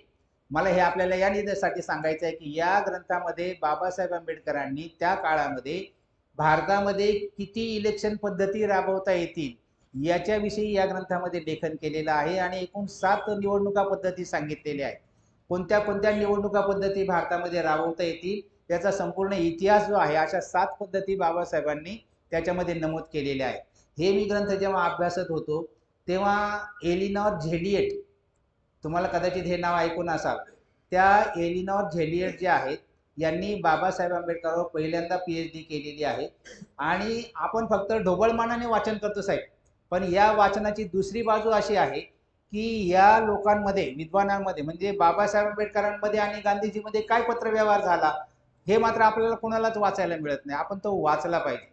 बाबासाहेब आंबेडकर आणि वल्लभभाई पटेलांमध्ये काय पत्रव्यवहार झाला, हा पत्रव्यवहार जेव्हा आपण वाचू तेव्हा खऱ्या अर्थाने आपल्याला आंबेडकर चरित्र आणि बाबासाहेबांची बुद्धिमत्ता कळेल. म्हणून हा वाचनाचा दुसरा भाग आहे. पुस्तकं तर आपण वाचतो, परंतु हा जो पत्रव्यवहार आहे, हा पत्रव्यवहार सुद्धा आपल्याला वाचला पाहिजे, अभ्यासला पाहिजे. तेव्हा या ग्रंथातल्या काय काय मेख आहेत ते आपल्याला कळतं. म्हणून पुढच्या अजून बाकीची ग्रंथांची नावं आहेत. ही सगळी ग्रंथ बाबासाहेबांनी सगळी मिळून एकूण 23 ग्रंथ लिहिलेली आहेत. परंतु एवढं करून मी थांबलो नाही. बाबासाहेब आंबेडकरांनी जी 23 ग्रंथ लिहिलेली आहेत, या 23 ग्रंथांच्या व्यतिरिक्त बाबासाहेब आंबेडकरांनी त्यांच्या अकाली निधनामुळे आपण असं म्हणू किंवा लवकर गेले असं असल्यामुळे त्यांनी जे काही ग्रंथ लिहायला सुरुवात केली होती, पण ते ग्रंथ अपुरे राहिले लिहून, अशा ग्रंथांची सुद्धा मी यादी केलेली आहे. आणि ते ग्रंथ जे आहेत बाबासाहेब आंबेडकरांचे अपूर्ण राहिलेले ग्रंथ आणि ग्रंथ प्रबंध, त्याच्यामध्ये जवळ 12 ते 13 ग्रंथ आहेत. त्याच्यामध्ये revolution, counter revolution, Buddha and Karl Marx, problem of the untouchables, India and communism, भारतीय वायुसेना, युद्धशास्त्रावर सुद्धा बाबासाहेबांनी फार छान लेख लिहिलेला आहे, पण त्याचा अर्धवट लिखाण आहे. Can I be a Hindu ही एक आर्टिकल आहे. पंढरपूरच्या विठोबाच्या बुद्धमूर्तीविषयी सगळ्यांना माहीत आहे. त्याच्या हे जे ग्रंथ बाबासाहेबांनी लिहिलेले आहेत हे अप्रकाशित आहेत साहेब. आणि म्हणून तुमचं, आमचं किंवा चळवळीत काम करणाऱ्या माणसाचं, मला स्वतःला वैयक्तिकरित्या असं वाटतं की हे जे काही चरणी रोडचं संशोधन मंडळ आहे, ज्याच्याकडनं हे 23 खंड प्रकाशित झालेले आहेत, त्यांच्यावर आपण दबाव आणला पाहिजे की बाबासाहेब आंबेडकरांचे जे ग्रंथ अपूर्ण आहेत आणि ज्या पद्धतीमध्ये जेवढं लिखाण झालेलं आहे त्या अपूर्ण ग्रंथांचा सुद्धा एक खंड काढला पाहिजे आणि तो खंड काढून जनतेपर्यंत आणला पाहिजे. याच्यामध्ये जे बाबासाहेबांचे विचार आहेत ते खरोखर आपल्या उद्धाराचे विचार आहेत साहेब. आपल्यासाठी बाबासाहेबांनी जे जे काही केलेलं आहे ते खरं म्हणजे या अपूर्ण राहिलेल्या ग्रंथांमध्ये दिलेलं आहे. याच्या पानापानावर आपल्या उद्धाराचा इतिहास लिहिलेला आहे, ते सुद्धा जाणून आपण घेतलं पाहिजे. म्हणून या अपूर्ण राहिलेल्या ग्रंथांची यादी सुद्धा मी केलेली आहे. त्याच्यानंतर बाबासाहेबांनी किती सत्याग्रह केले, ते सत्याग्रह किती केले त्याची सुद्धा यादी केलेली आहे. 20 मार्च 1927 पासूनचा हा जो महाडचा सत्याग्रह आहे त्याच्याविषयी जास्त बोलत नाही. हा अंबादेवीचा मंदिराचा सत्याग्रह आहे 26 जुलैचा. त्याच्यानंतर 22 सप्टेंबर 29ला पर्वती पुण्याचा सत्याग्रह केलेला आहे, त्याला पाठिंबा दिलेला आहे. त्याच्यानंतर नाशिकचा काळाराम मंदिराचा सत्याग्रह सगळ्यांना माहीत आहे. पुढच्या सत्याग्रहाचे काही फोटो मात्र मला मिळाले नाहीत. त्याच्यामध्ये मुखेडचा सत्याग्रह आहे. त्याच्यानंतर मोहाडी धुळ्याचा सत्याग्रह आहे. धुळ्यात मोहाडी आहे का सर, पवार सर? आहे ना. आता त्या मोहाडीचा सत्याग्रह केलेला आहे. पुणे कौन्सिलचा एक सत्याग्रह आहे, मोर्चा केलेला आहे. नागपूरमध्ये 3 जून 47ला एक सत्याग्रह झालेला आहे. त्याच्यानंतर 2 मार्च 47ला लखनौमध्ये एक मोठा सत्याग्रह झालेला आहे. अशा पद्धतीनं सत्याग्रहानंतर बाबासाहेबांनी संसदेमध्ये काम करत असताना किती बिलं सादर केली ते सुद्धा आपल्याला माहिती असणं गरजेचं आहे. म्हणून ही जी संपूर्ण बिलांची यादी आहे, खोती बिल आहे, महारवतन बिल आहे, हिंदू कोड बिल आहे आणि मंत्र्याचं वेतन बिल आहे. बघा, आजच्या मंत्र्यांनाच हे माहिती नाहीये की आपल्याला जो पगार मिळतो हा कोणामुळे मिळतो. म्हणून ही गोष्ट आपल्याला लक्षात ठेवली पाहिजे की मंत्र्यांचे पगार किती असावेत, कसे असावेत, केव्हा वाढवावेत, याच्यासाठीचं एक बिल जे आहे ते बाबासाहेब आंबेडकरांनी मंत्र्याचं वेतन बिल म्हणून सादर केलेलं आहे. अशा पद्धतीनं बाबासाहेबांची बिलं सुद्धा आपण लक्षात घेतली पाहिजे. त्याच्यानंतर बाबासाहेबांनी ज्या संस्था स्थापन केल्या त्या संस्थांची एक यादी मी केलेली आहे. त्याच्यामध्ये या सगळ्या संस्थांची नावं घेतलेली आहेत. वेगवेगळ्या संस्था बाबासाहेबांनी आपल्या हयातीत निर्माण केलेल्या आहेत आणि त्या प्रत्यक्ष राबवून समाज उद्धाराच्या कामासाठी त्याचा उपयोग केलेला आहे. बाबासाहेबांची प्रत्येक कृती, बाबासाहेबांचं प्रत्येक प्रारूप, बाबासाहेबांचा प्रत्येक आराखडा हा समाजाच्या हिताचा असायचा. म्हणजे काय केल्याने समाजाचं हित होईल, काय केल्याने समाजाचा फायदा होईल, काय केल्याने समाजाला मुक्तता मिळेल याच्यासाठी बाबासाहेबांनी या संस्था निर्माण केलेल्या आहेत. जसं की पीपल एज्युकेशन सोसायटी केली, मग मिलिंद कॉलेज केलं, मग त्याच्यानंतर सिद्धार्थ कॉलेज केलं. हे सगळं जे बाबासाहेबांनी एक एक संस्था जी स्थापन केलेली आहे ती केवळ समाजाच्या आणि समाजाच्या उद्धारासाठी केलेली आहे. हे सगळं करत असताना बाबासाहेब मोठे पत्रकार होते, त्यामुळे बाबासाहेबांनी जी पत्रकारिता केलेली आहे तिचा सुद्धा थोडक्यात उल्लेख केलेला आहे की 30 जानेवारी 1920ला मूक नायक स्थापन केलेला आहे. त्याची ब्रीद वाक्य दिलेली आहे, त्या ब्रीद वाक्यावर आपण चांगल्या पद्धतीने भाष्य करू शकतो. त्याच्यानंतर एप्रिल 27ला मध्ये बहिष्कृत भारत केलेला आहे. 29 जून 28 मध्ये समता नावाचं वर्तमानपत्र सुरू केलेलं आहे. 11/1930 मध्ये जनता नावाचं वर्तमानपत्र सुरू केलेलं आहे. आणि शेवटी प्रबुद्ध भारत ही 5 वर्तमानपत्र बाबासाहेबांनी केलेली आहेत. त्याच्या तारखा आणि त्या वर्तमानपत्राचे जे हेडलाईन्स आहेत, त्याच्या ज्या टॅगलाईन आहेत त्या सुद्धा मी दिलेल्या आहे. आम्ही जेव्हा इथे आंबेडकर स्टडीवर काम करतो तेव्हा त्या टॅगलाईनचा इतिहास सांगत असतो. प्रत्येक वर्तमानपत्राची एक एक टॅगलाईन होती आणि ती का घेतली बाबासाहेबांनी ती सुद्धा आपण या ठिकाणी अतिशय सविस्तरपणे समजून सांगत असतो. आता प्रबंध आणि ग्रंथ, बाबासाहेबांचे प्रबंध आणि ग्रंथ हे सुद्धा आपण लक्षात घेतले पाहिजे की प्रबंध वेगळे आणि ग्रंथ वेगळे. काही ग्रंथांचं काही प्रबंध लिहिले त्याचं पुढे ग्रंथामध्ये रूपांतर झालं, पण शिक्षण घेत असताना बाबासाहेबांनी जे प्रबंध लिहिलेले आहेत त्याच्यामध्ये हे 5 प्रबंध सगळ्यात महत्त्वाचे आहेत, म्हणून त्याची सुद्धा एक लिस्ट मी केलेली आहे. त्याच्यानंतर बाबासाहेबांची गुणवैशिष्ट्ये घेतली आहे. बाबासाहेबांचं व्यक्तिमत्व कसं होतं हे जेव्हा आपण समजून घेतो, त्याचबरोबर ही गुणवैशिष्ट्ये काय आहेत बाबासाहेबांची ही सुद्धा आपण लक्षात घेतली पाहिजे.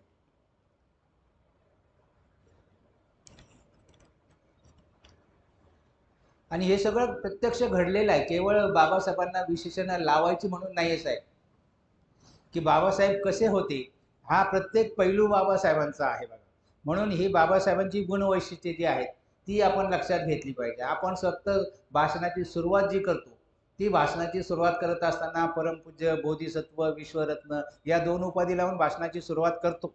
परंतु बाबासाहेब खरं म्हणजे बोधिसत्व कसे होते, बाबासाहेब प्रभावी वक्ता कसे होते, बाबासाहेब राष्ट्रप्रेमी कसे होते हे सांगून सुद्धा आपल्याला भाषणाची सुरुवात करता येत असते. त्याच्यासाठी ही गुणवैशिष्ट्ये सुद्धा लक्षात घेतली पाहिजे. आणि मग बाबासाहेबांचे सेवक कोण होते, बाबासाहेबांचे बॉडीगार्ड कोण होते, त्यांची सुद्धा नावं मी गोळा केलेली आहेत आणि त्या दृष्टीनं हा प्रोजेक्ट जो आहे हा पूर्ण केलेला आहे. म्हणून ह्या जो आहे हा समग्र दर्शन म्हणून घेतलेला आहे आणि त्या समग्र दर्शनमध्ये आपण हे सर्व घेतलेलं आहे. मी जसं सुरुवातीला सांगितलं की इथून पुढे दुसरा भाग सुरू होतो आणि त्या दुसऱ्या भागामध्ये मग नाग परिवार आणि सकपाळ परिवार यांचा वंशपरंपरागत ऋणानुबंध कसा होता त्याची आपल्याला मी सुरुवातीलाच माहिती सांगितलेली आहे. आणि मग 14 एप्रिलला बाबासाहेब आंबेडकरांचा जन्म झालेला आहे. लक्षात घ्या, 14 एप्रिल 1891 महू इथे बाबासाहेबांचा जन्म झाला. 1891 ते आज 134 वर्ष झालेली आहे. या 134 वर्षापूर्वीचा जर इतिहास आपण बघितला तर बाबासाहेब आंबेडकरांना शिक्षण घेत असताना ज्या परिस्थितीला सामोरं जावं लागलं त्या शिक्षणाची परिस्थिती जर आपण बघितली तर 14 एप्रिल 1891 म्हणजे काय असा प्रश्न साहेब आपल्यासमोर पडला पाहिजे. मी याच्यावर जेव्हा विचार करतो, संशोधन करतो, तेव्हा माझं असं लक्षात येतं की बाबासाहेब आंबेडकरांच्या काळामध्ये शिक्षण जे आहे ते शिक्षण नोकरीसाठी नव्हतं साहेब, शिक्षण उद्योगधंद्यासाठी नव्हतं. रामायण महाभारत शिकून कोणाला नोकऱ्या मिळाल्या याचं जर उत्तर आपण शोधलं तर कुणालाही नोकऱ्या मिळाल्या नाही, कारण नोकरीचा आणि रामायण महाभारताचा संबंध नाही. परंतु आपल्याला त्या काळामध्ये ब्रिटिशांचा इतिहास शिकवला गेला. मी जेव्हा आता विचार करतो की माझ्या बालपणी मला सम्राट अशोकाचा इतिहास का शिकवला गेला नाही, ब्रिटिशांचा इतिहास का शिकवला गेला, तर त्या काळातली जी परिस्थिती होती शिक्षणाविषयीची धोरणं ती अतिशय उथळ स्वरूपाची होती. आणि म्हणून शिक्षण जे आहे ते नोकरीसाठी न ठेवता केवळ ज्ञान मिळावं, केवळ माहिती मिळावी याच्यासाठी शिक्षण होतं. आणि त्या दृष्टीनं मग रामायणाचं शिक्षण घेतलं आपण, महाभारताचं शिक्षण घेतलं, त्याच्यानंतर ब्रिटिशांच्या राजवटीचं शिक्षण घेतलं, ब्रिटिशांच्या सुधारणांचं शिक्षण घेतलं, आपण हिंदूंच्या देवदेवतांचं शिक्षण घेतलं, त्याच्यामध्ये ज्या देवता होत्या त्या देवतांचं आपण शिक्षण घेतलं. उदाहरणार्थ आपण लक्ष्मीचं शिक्षण घेतलं, त्याचबरोबर आपण सरस्वतीचं शिक्षण घेतलं, आपण शारदेचं सुद्धा शिक्षण घेतलं, हो की नाही. पण हे सगळ्या लक्ष्मी असतील, शारदा असतील, सरस्वती असतील या सगळ्या उच्चवर्णीयांच्या देवता होत्या साहेब. पण बाबासाहेबांच्या काळामध्ये बहुजनांची सुद्धा एक देवता होती साहेब, आणि त्याच देवतेचं नाव होतं सटवी. लक्षात घ्या, बाबासाहेबांच्या काळामध्ये जी देवता बहुजनांची होती तिचं नाव होतं सटवी. आणि ही सटवी जी आहे, या सटवीचं वैशिष्ट्य असं होतं की ती जन्म झाल्या झाल्या त्या मुलाच्या कपाळावर त्याचं भविष्य लिहायची. जन्म झाल्या झाल्या माणसाचं भविष्य सांगायची, आणि ती सटवी जे सांगेल ते भविष्य अतिशय खरं ठरायचं. म्हणजे उदाहरणार्थ ती भविष्य सांगायची की राजाच्या पोटी जन्माला आलेला मुलगा राजपुत्र होईल. ती सटवी सांगायची की ब्राह्मणाच्या घरात जन्माला आलेला मुलगा मोठा पुरोहित होईल. ती सटवी सांगायची की व्यापाऱ्याच्या घरात आलेला मुलगा मोठा व्यापारी होईल. ती सटवी सांगायची की शेतकऱ्याच्या घरामध्ये जन्मलेला मुलगा शेतकरी होईल. ती सटवी सांगायची की दासीच्या घरात जन्माला आलेली मुलगी दासीच होईल. म्हणजे त्या सटवीचं प्रिडिक्शन जे आहे ते इतकं तंतोतंत खरं ठरायचं की ती सटवी जसं सांगेल तसंच भविष्य ठरायचं. पण 14 एप्रिल 1891 रोजी एका अस्पृश्य कुटुंबामध्ये भीमराव नावाचा मुलगा जन्माला येईल आणि तो या भारताचा पहिला कायदेमंत्री होईल, असं भविष्य काही सटवीनं सांगितलं नाही साहेबांनी. म्हणजे याचा अर्थ असा की 14 एप्रिल 1891ला सटवीचा पराभव झालेला आहे. सटवीचं भविष्य खोटं ठरलेलं आहे. सटवी मृत्यू पावलेली आहे. आणि म्हणून मी कधी कधी बोलण्याच्या ओघामध्ये असं विधान करतो की 14 एप्रिल 1891 बाबासाहेबांचा जन्म म्हणजे सटवीचा मृत्यू.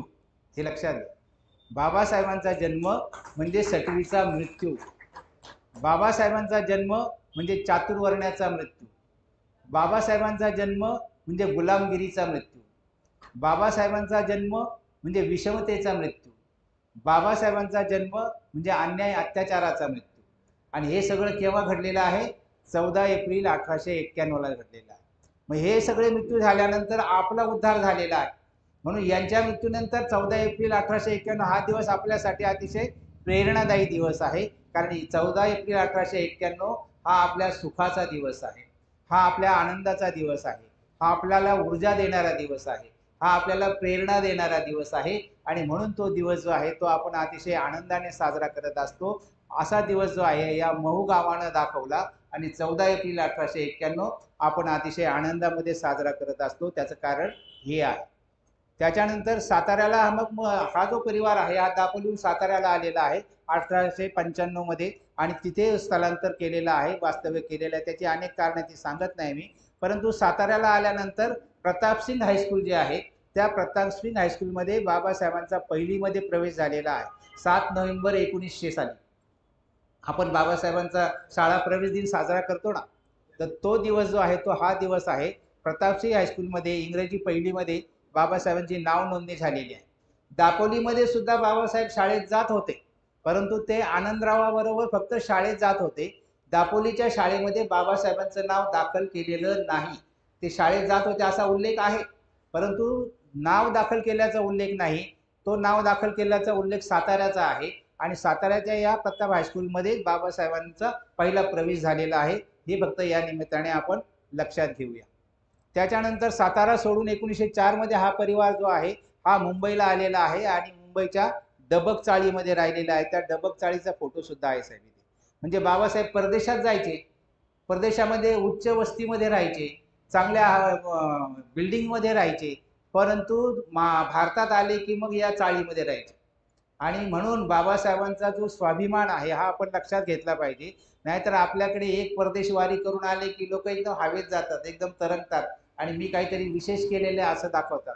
बाबासाहेबांनी 4 वेळा परदेशवारी केली, परंतु तरी सुद्धा याच वस्तीमध्ये बाबासाहेब राहिलेले आहे. तिथे त्याचा खोली नंबर आणि हे सगळं काही दिलेलं आहे. 1905 मध्ये बाबासाहेबांनी एल्फिन्स्टन हायस्कूलमध्ये प्रवेश घेतलेला आहे. त्या एल्फिन्स्टन हायस्कूलची सुद्धा ही इमारत आहे. एल्फिन्स्टन हायस्कूल आणि एल्फिन्स्टन महाविद्यालय हे 2 प्रकार आहेत. हे सुद्धा या निमित्ताने आपण लक्षात घ्या की एल्फिन्स्टन हायस्कूल आहे आणि एल्फिन्स्टन महाविद्यालय आहे.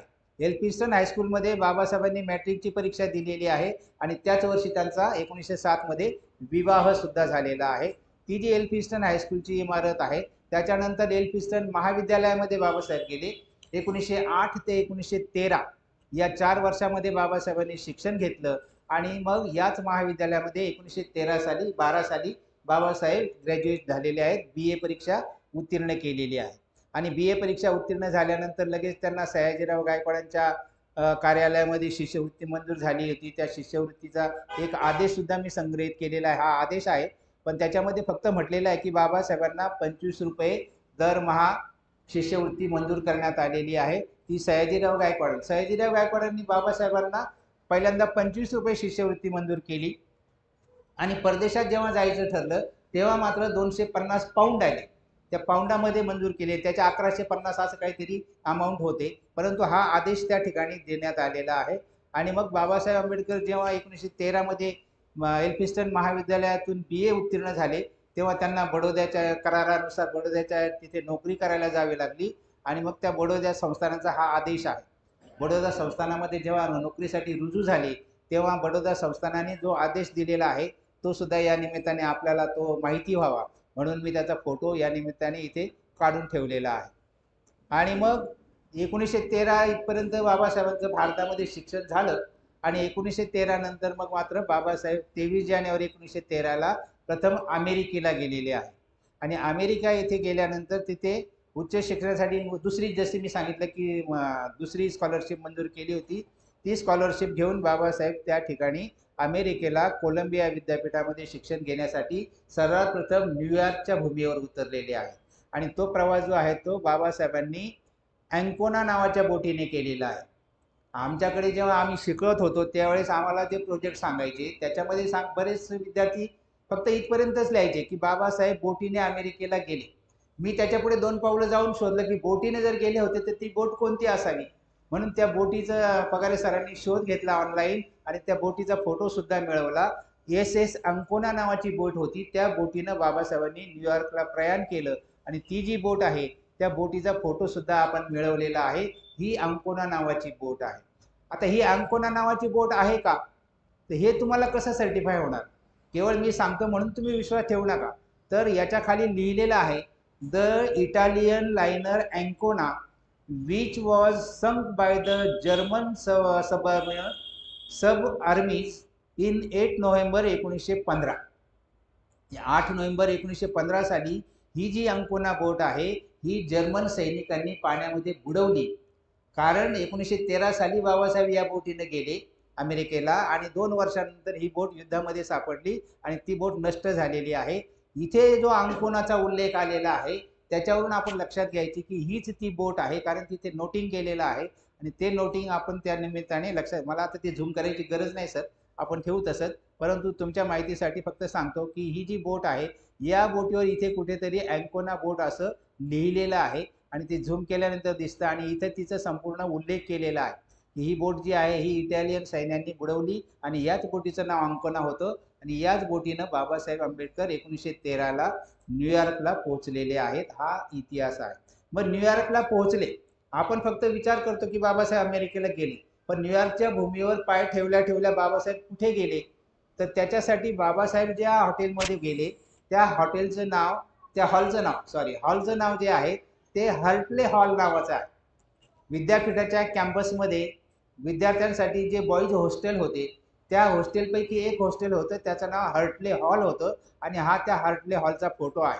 इथे जेव्हा तुम्ही बघाल या ठिकाणी हर्टले हॉल नाव, आपण झूम केलेलं आहे का सर, झूम केलेलं आहे, नाही केलेलं, तर इथे इथे हे जी मार्किंग दिसतं या ठिकाणी हर्टले हॉल नाव लिहिलेलं आहे आणि याच खोलीमध्ये बाबासाहेबांनी सर्वात पहिला मुक्काम जो आहे तो अमेरिकेतल्या किंवा न्यूयॉर्क सिटीमध्ये केलेला आहे. त्याचा हा सगळ्यात महत्त्वाचा फोटो आहे. तो पण आपण या निमित्ताने आपल्याला दाखवावा. इथे मोठं हॉल, हर्टले हॉल असं लिहिलेलं आहे, त्याच्या दृष्टीनं हाच तो हॉल आहे की जिथे बाबासाहेबांनी पहिला मुक्काम केलेला आहे. आणि मग जुलै 13 ते जून 16 पर्यंत बाबासाहेब या कोलंबिया विद्यापीठामध्ये शिकलेले आहे आणि ही कोलंबिया विद्यापीठाची इमारत आहे. एवढ्या मोठ्या इमारतीमध्ये, ही इमारत पाहूनच माणसाला धडकी भरते.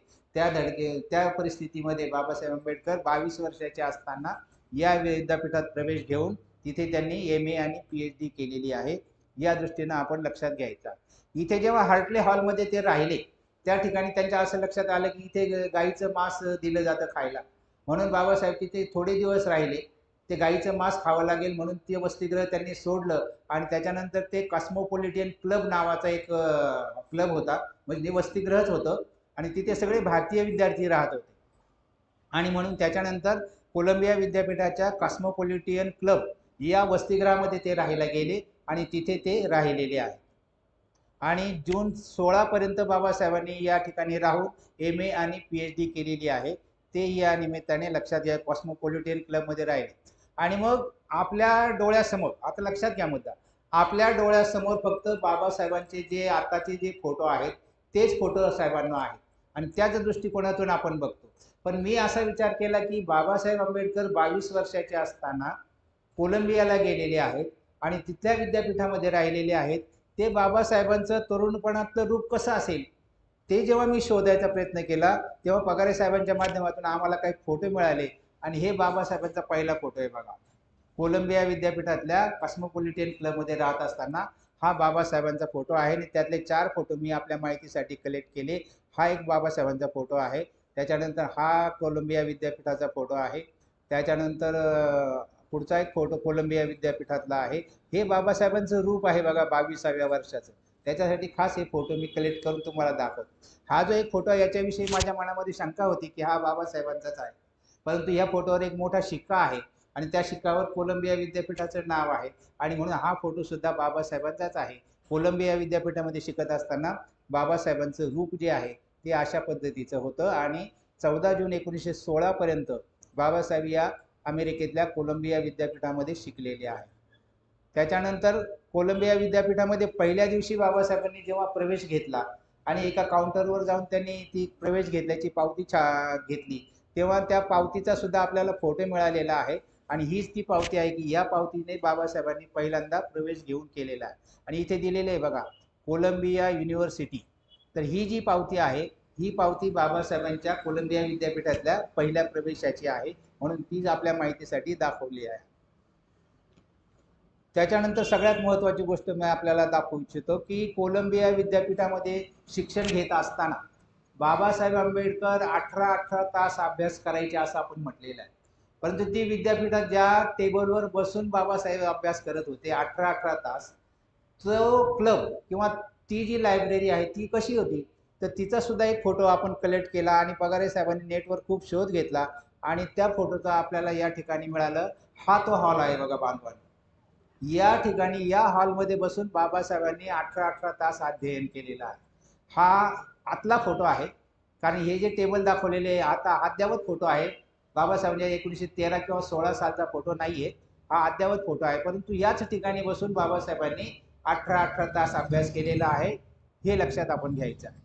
मुद्दा असा आहे की मी जेव्हा हे स्टडी करतो किंवा जेव्हा याच्यावर चिंतन करतो तेव्हा आपण फक्त एवढ्यापर्यंतच येऊन थांबतो की बाबासाहेबांनी 18 तास अभ्यास केला.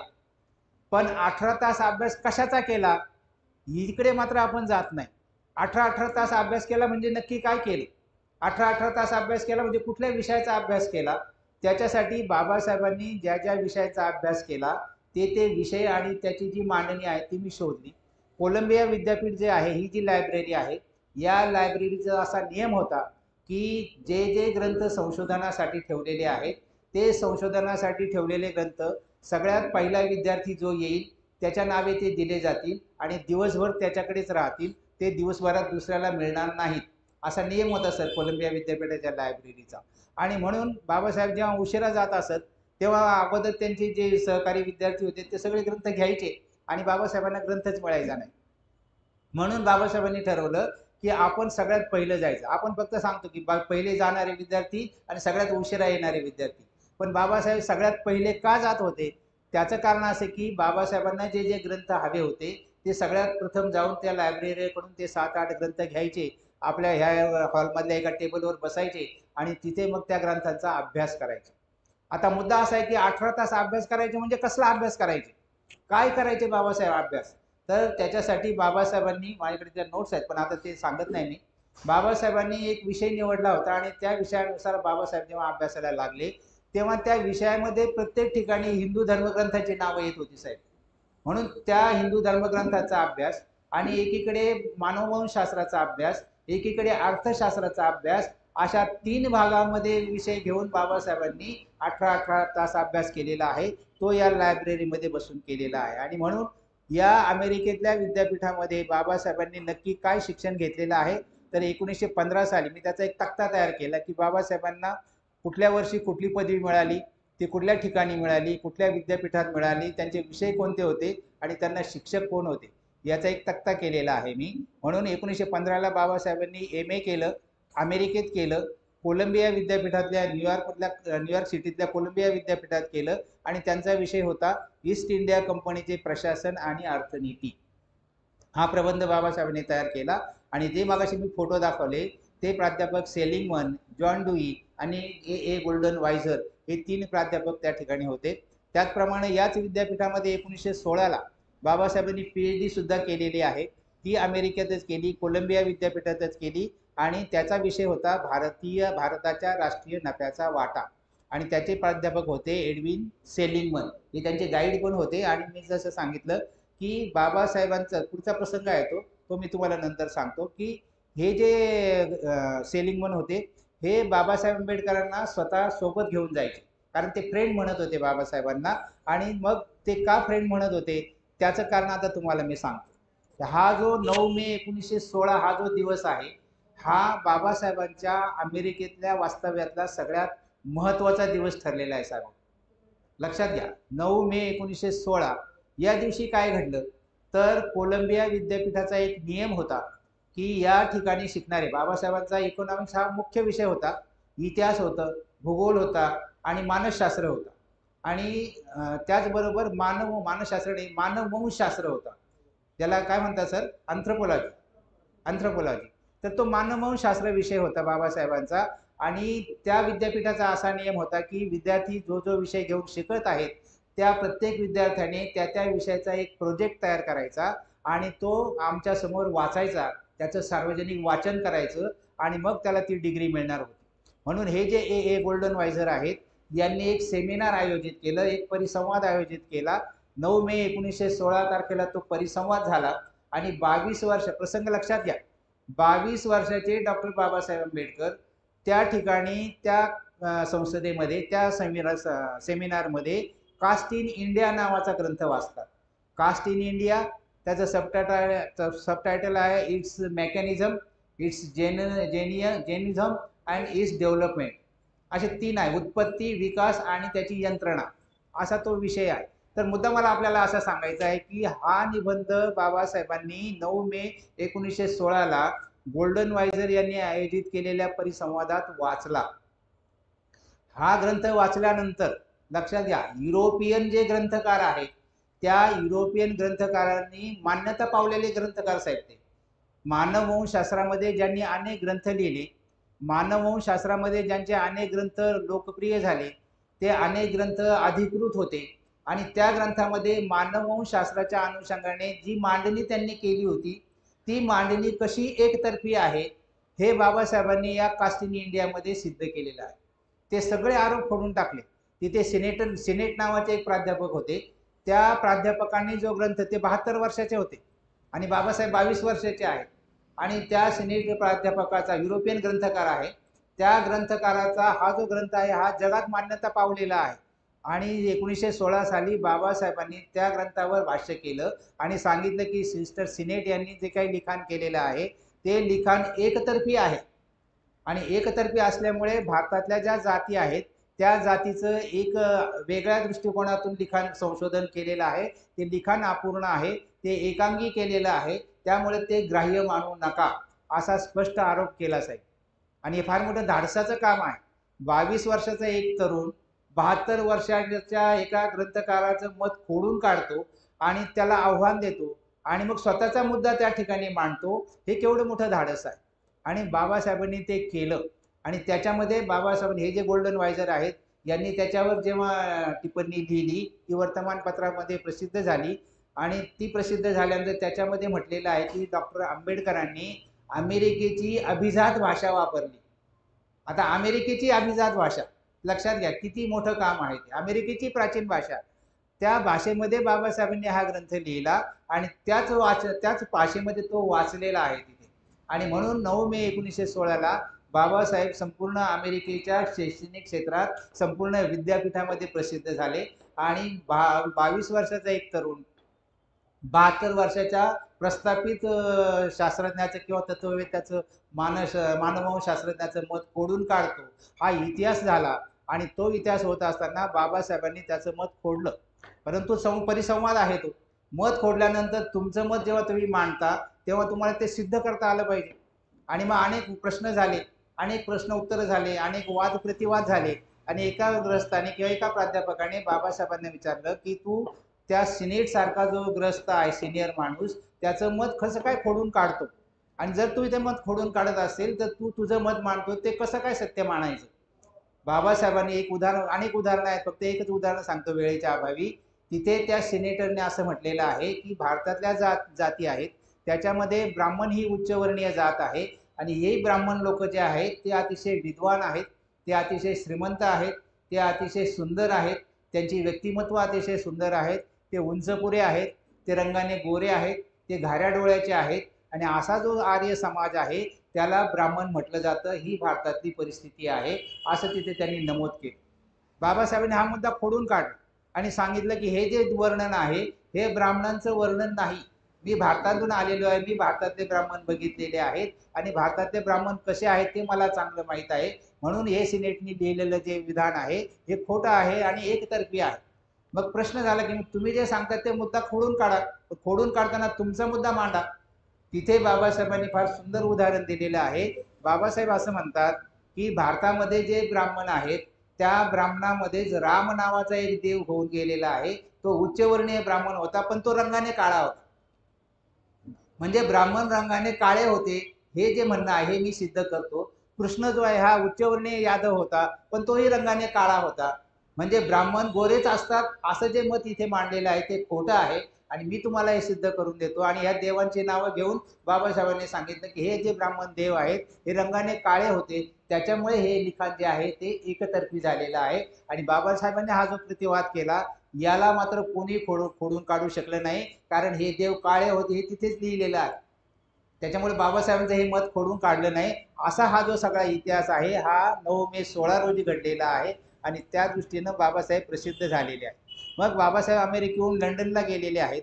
लंडन स्कूल ऑफ इकॉनॉमिकमध्ये ते लिव्हरपूलला राहिलेले आहेत आणि लिव्हरपूल हाऊस इंडिया हाऊस आहे तिथे, त्या इंडिया हाऊसमध्ये राहिलेले आहेत. त्याचाही मोठा इतिहास आहे पण तो आता वेळेअभावी मी सांगत नाही. मग लंडन स्कूल ऑफ इकॉनॉमिक्समध्ये बाबासाहेबांनी अर्थशास्त्राचा अभ्यास केलेला आहे. आणि अर्थशास्त्राचा अभ्यास करत असताना लंडन स्कूल ऑफ इकॉनॉमिक्समध्ये सुद्धा बाबासाहेबांनी ज्या दिवशी प्रवेश घेतला त्या दिवसाची ही पावती आहे बघा. आणि या ठिकाणी लिहिलेलं आहे बघा, ही जी पावती दिसते आहे याच्यामध्ये London school of economics and political science 9249 नंबरची पावती आहे. ही इथे बाबासाहेब आंबेडकरांचं BR आंबेडकर नाव लिहिलेलं आहे. आणि अमाऊंट बघा किती आहे. अमाऊंट केवळ 10 रुपये आहे. 10 रुपयामध्ये बाबासाहेब आंबेडकरांनी लंडन स्कूल ऑफ इकॉनॉमिक्समध्ये ॲडमिशन घेतलेलं आहे.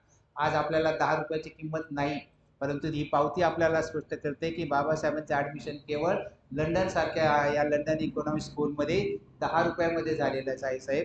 हा सुद्धा इतिहास आहे. काय काय 10 पाऊंड, सॉरी, हा 10 पाऊंड आहे ते 10 पाऊंड आहे, बरोबर आहे. नंतर लंडन स्कूल ऑफ इकॉनॉमिक्समध्ये बाबासाहेब कसे होते, जसं मी मगाशी कोलंबिया विद्यापीठामध्ये बाबासाहेबांचं रूप कसं होतं, व्यक्तिमत्व कसं होतं, त्याचे 4 फोटो मिळवलेले आहेत. आणि त्या 4 फोटोमध्ये बाबासाहेब लंडनला असताना अशा पद्धतीनं दिसत होते. ते फोटो मी कलेक्ट करून दाखवतो आहे आपल्याला. हे फोटो बाबासाहेबांचे लंडन स्कूल ऑफ इकॉनॉमिक्समधले आहेत आणि ग्रेजिनमधले आहेत. अशा पद्धतीचे हे जे 4 फोटो आहेत हे मी केवळ आपल्याला माहितीसाठी दाखवतो आहे. आणि मग त्या ठिकाणी बाबासाहेबांचे हे फोटो बघितल्यानंतर आपल्या लक्षात येईल की बाबासाहेब आंबेडकर लंडनच्याच ग्रेजिनमध्ये, म्हणजे बाबासाहेब बघा अर्थशास्त्राचाही अभ्यास करतात, मानववंशशास्त्राचाही अभ्यास करतात, समाजशास्त्राचाही अभ्यास करतात. आणि त्याचबरोबर लंडन स्कूल ऑफ इकॉनॉमिक्स नंतर बाबासाहेब ग्रेजिनमध्ये गेलेले आहेत. ग्रेजिन हे जे विद्यापीठ आहे कायदेशास्त्राचं विद्यापीठ आहे. आणि या कायदेशास्त्राच्या विद्यापीठामध्ये सुद्धा बाबासाहेबांनी प्रवेश घेतला. अर्थात पहिल्या भेटीमध्ये तो अभ्यास अर्धवट राहिलेला आहे आणि दुसऱ्या भेटीमध्ये तो अभ्यासक्रम पूर्ण केलेला आहे. म्हणून ग्रेजिन विद्यापीठामध्ये बाबासाहेबांनी कायदेशास्त्राचा अभ्यास केलेला आहे. ती ग्रेजिन विद्यापीठाची ही इमारत आहे आणि याच इमारतीमध्ये राहून बाबासाहेबांनी कायदेशास्त्राचा अभ्यास केलेला आहे. आणि मग याच इमारत, हे जे बाबासाहेबांचं ओरिजिनल सर्टिफिकेट आहे, हे सर्टिफिकेट ग्रेझिन विद्यापीठाने दिलेले आहे. बाबासाहेब जेव्हा LLB झालेले आहेत, पूर्ण केलेला आहे अभ्यासक्रम कायदेशास्त्राचा, तेव्हा बाबासाहेबांना हे सर्टिफिकेट त्या ठिकाणी मिळालेलं आहे. आणि मग बाबासाहेबांना जेव्हा डिग्री मिळाली तेव्हा या डिग्रीचा हा फोटो आहे. हा ग्रेझिन विद्यापीठामध्ये कायदेशास्त्राचा अभ्यास करत असतानाचा फोटो आहे. आणि ग्रेझिन नंतर मग परत 1917 मध्ये बाबासाहेब परत ही पहिली भेट आहे. अमेरिका आणि इंग्लंड ही पहिली परदेश वारी आहे. इथे बाबासाहेब आंबेडकर 1916 पर्यंत अभ्यासक्रम पूर्ण केला आणि त्याच्यानंतर 21 ऑगस्ट 1917ला बाबासाहेब भारतात परत आले. अभ्यास अर्धवट सोडला कारण बडोद्याच्या संस्थानाची पत्र येत होती, आमच्याकडे तुम्ही नोकरीला आलं पाहिजे, तुमच्या स्कॉलरशिपचा कालावधी संपलेला आहे, त्यामुळे तुम्ही परत आलं पाहिजे. म्हणून बाबासाहेब हे दोन्ही अभ्यासक्रम, अर्थशास्त्राचा अभ्यासक्रम, कायदेशास्त्राचा अभ्यासक्रम, मानववंशशास्त्राचा अभ्यासक्रम सोडून परत आलेले आहेत. आणि 1917 मध्ये अर्ध्यावर अभ्यास सोडून परत आले. आणि भारतात आल्यानंतर त्यांचा पोशाख जो आहे तो असा भारतीय पद्धतीचा राहिलेला. आपल्याला बाबासाहेबांचे केस जर तुम्ही बघितले तर आता फक्त टक्कल केलेला बाबासाहेबांचा फोटो दिसतो, पण बाबासाहेबांचे हे जे केस रचना जर तुम्ही बघितली तर अतिशय भरदार केस असलेले हे व्यक्तिमत्व आपल्याला दिसतं. आणि त्याच्यानंतर मग बाबासाहेब आंबेडकर 17ला परत आले आणि 1920ला परत गेले. ही दुसरी वारी आहे. 1920ला परत लंडनला गेलेले आहेत. त्याचे पण एका बोटीचं नाव आहे, त्या बोटीचं नाव होतं सिटी ऑफ एक्सिटोर नावाची बोट होती. त्या दुसऱ्या वेळेस 1920ला बाबासाहेब परत लंडनला गेलेले आहेत.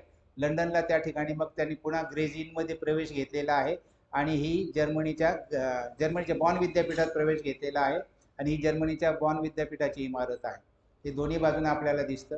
तिथे बाबासाहेबांनी एक ॲप्लिकेशन केलं होतं, doctor Ambedkar's application for registration with the Prussian ministry of science, fine arts and public education in CV German. हे पत्र जे आहे ते 29 एप्रिल 2021चं पत्र आहे. हे बाबासाहेबांनी त्या विद्यापीठाला, परस्पर बॉन विद्यापीठाला सादर केलं होतं, म्हणून ते आपल्या माहितीसाठी दाखवतो आहे. आणि इथे ही पावती आहे बाबासाहेबांची. जर्मनीला जेव्हा बॉन विद्यापीठात प्रवेश घेतला त्या विद्यापीठाची ही पावती आहे, ती सुद्धा आपण मिळवलेली आहे.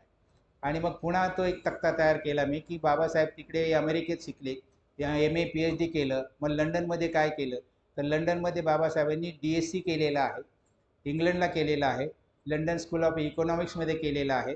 भारतीय वित्तव्यवस्थेचे प्रांतवार विकेंद्रीकरण, डिसेंट्रलायझेशन, असा तो विषय बाबासाहेबांचा होता. आणि तिथे एडविन केनन, सिडने वेब आणि मॉरिस डॉग हे बाबासाहेबांचे प्राध्यापक होते, शिक्षक होते. इथे DSc केलेले लक्षात घ्या. म्हणजे बाबासाहेबांनी जो प्रबंध सादर केले त्याच्यावर हे जे 3 शिक्षक आहेत, या 3 शिक्षकांनी असा अभिप्राय दिला की तुमचं खरं म्हणजे त्याच्यानंतर तुम्ही MSc केलं पाहिजे. लक्षात घ्या मुद्दा, MSc नंतर DSc करता येते. परंतु इथे हे जे बाबासाहेबांनी प्रोजेक्ट सादर केले होते ते इतके विद्वत्ता प्रचूर होते तर ते MScच्या पेक्षाही जास्त दर्जाचे होते, असं या 3ही प्राध्यापकांचं मत पडलं. आणि म्हणून या 3ही प्राध्यापकांनी एकमुखाने बाबासाहेबांना MSc करण्यापासून सवलत दिलेली आहे आणि डायरेक्ट DScला ॲडमिशन घेतलेलं आहे. आणि बाबासाहेबांनी 1921 मध्ये DSc केलेलं आहे. बघा, म्हणजे अनेक लोकांच्या मनामध्ये येतं मग MSc न करता DSc कसं काय केलं. तर बाबासाहेबांनी जो अभ्यास सादर केला होता, जे प्रोजेक्ट सादर केले होते ते DScच्या लेवलचे होते, म्हणून बाबासाहेबांना डायरेक्ट DScला ॲडमिशन मिळालेलं आहे. आणि 1922 मध्ये मग बाबासाहेबांनी अर्थशास्त्राचा अभ्यास केला, जर्मनीला केला, बॉन विद्यापीठामध्ये केला, जर्मनीमध्ये फ्रेंच भाषा आणि फ्रेंच राज्यघटनेचाही अभ्यास केलेला आहे. अशा पद्धतीनं दुसऱ्या सत्रामध्ये बाबासाहेबांनी इंग्लंड आणि जर्मनीमध्ये अभ्यासक्रम पूर्ण केलेला आहे. आणि मग त्यांचा जो महत्त्वाचा विषय होता तो problem of rupee, its origin and solution, असं त्या ग्रंथाचं नाव आहे. आपल्याकडे फक्त प्रॉब्लेम ऑफ रुपी म्हणतो आणि सोडून देतो, रुपयाचा प्रश्न. बाबासाहेबांनी कोणता ग्रंथ लिहिला, प्रबंध लिहिला, रुपयाचा प्रश्न. परंतु त्याचं खरं नाव जे आहे ते problem of rupee, its origin and solution, हा ग्रंथ बाबासाहेबांनी सादर केलेला आहे. आणि मग त्याच्यावर बाबासाहेबांना डिग्री मिळालेली आहे. आणि मग बाबासाहेब पुन्हा मग 20 नंतर 14 एप्रिल 1923ला भारतात परत आलेले आहेत. आणि परत आल्यावर त्यांनी वकिली व्यवसाय सुरू केलेला आहे. इथे सुद्धा बाबासाहेबांची हेअरस्टाईल अतिशय आपलं लक्ष वेधून घेतं. हे कोर्टात जातानाचा फोटो आहे, बाबासाहेबांनी वकिली सुरू केली. भारतात आल्यानंतर बर्कले नावाचा एक विद्वान होता बघा, पत्रकार होता, आणि त्या पत्रकाराने एक अतिशय संवेदनशील स्टेटमेंट केलेला आहे. तो पत्रकार असं म्हणतो की बाबासाहेबांसारखा उच्च शिक्षित मनुष्य भारतात जेव्हा परत आला तो जवळजवळ 3 वर्ष अनएम्प्लॉईड राहिला. त्याचं विधान फार संवेदनशील आहे. इतका उच्च शिक्षित मनुष्य भारतामध्ये आल्यावर तो बेकार राहिला. हे का राहिला तर केवळ जाती आडव्या आल्या. बाबासाहेबांनी वकिली सुरू केली, परंतु हा महार समाजाचा वकील आहे म्हणून त्यांच्याकडे कस्टमर येणं बंद झालं. बाबासाहेबांनी म्हणजे याला आपण म्हणतो की BSE स्टॉक एक्सचेंज संस्था सुरू केली. ती बऱ्यापैकी चालली. बाबासाहेबांचा स्टॉक एक्सचेंजचा सुद्धा खूप अभ्यास होता. तो पण व्यवसाय बाबासाहेबांनी केला. परंतु नंतर कळालं तिथे तर धेड असा शब्द लिहिलेला आहे. गुजरात्यांनी असं एक स्टेटमेंट केले की ही संस्था धेडाची आहे, त्यामुळे यांच्याकडे जाऊ नये. कारण ती चांगली संस्था चालू होती. ती संस्था सुद्धा केवळ बाबासाहेब अस्पृश्य असल्यामुळे ती बंद पडलेली आहे. त्याच्यानंतर बाबासाहेबांनी 3-4 ठिकाणी ट्युशन घेतलेले आहे. त्या ट्युशनमध्ये बाबासाहेबांना बऱ्यापैकी पैसा मिळायचा. आणि मग बाबासाहेब शेवटी मग सिडनी एम कॉलेजमध्ये नोकरीला लागलेले आहेत. आणि मग बाबासाहेबांना 450 रुपये त्या काळात पगार मिळत होता. आता ते 4.5 लाख म्हटले तरी कमीच होते. पण 450 रुपये पगार मिळायचा. आणि सिडनी एममध्ये त्यांना प्राध्यापकाची नोकरी मिळालेली आहे भारतात आल्यानंतर.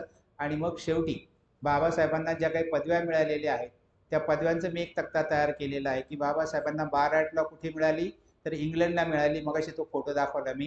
ग्रेज इन लंडनमध्ये मिळाली.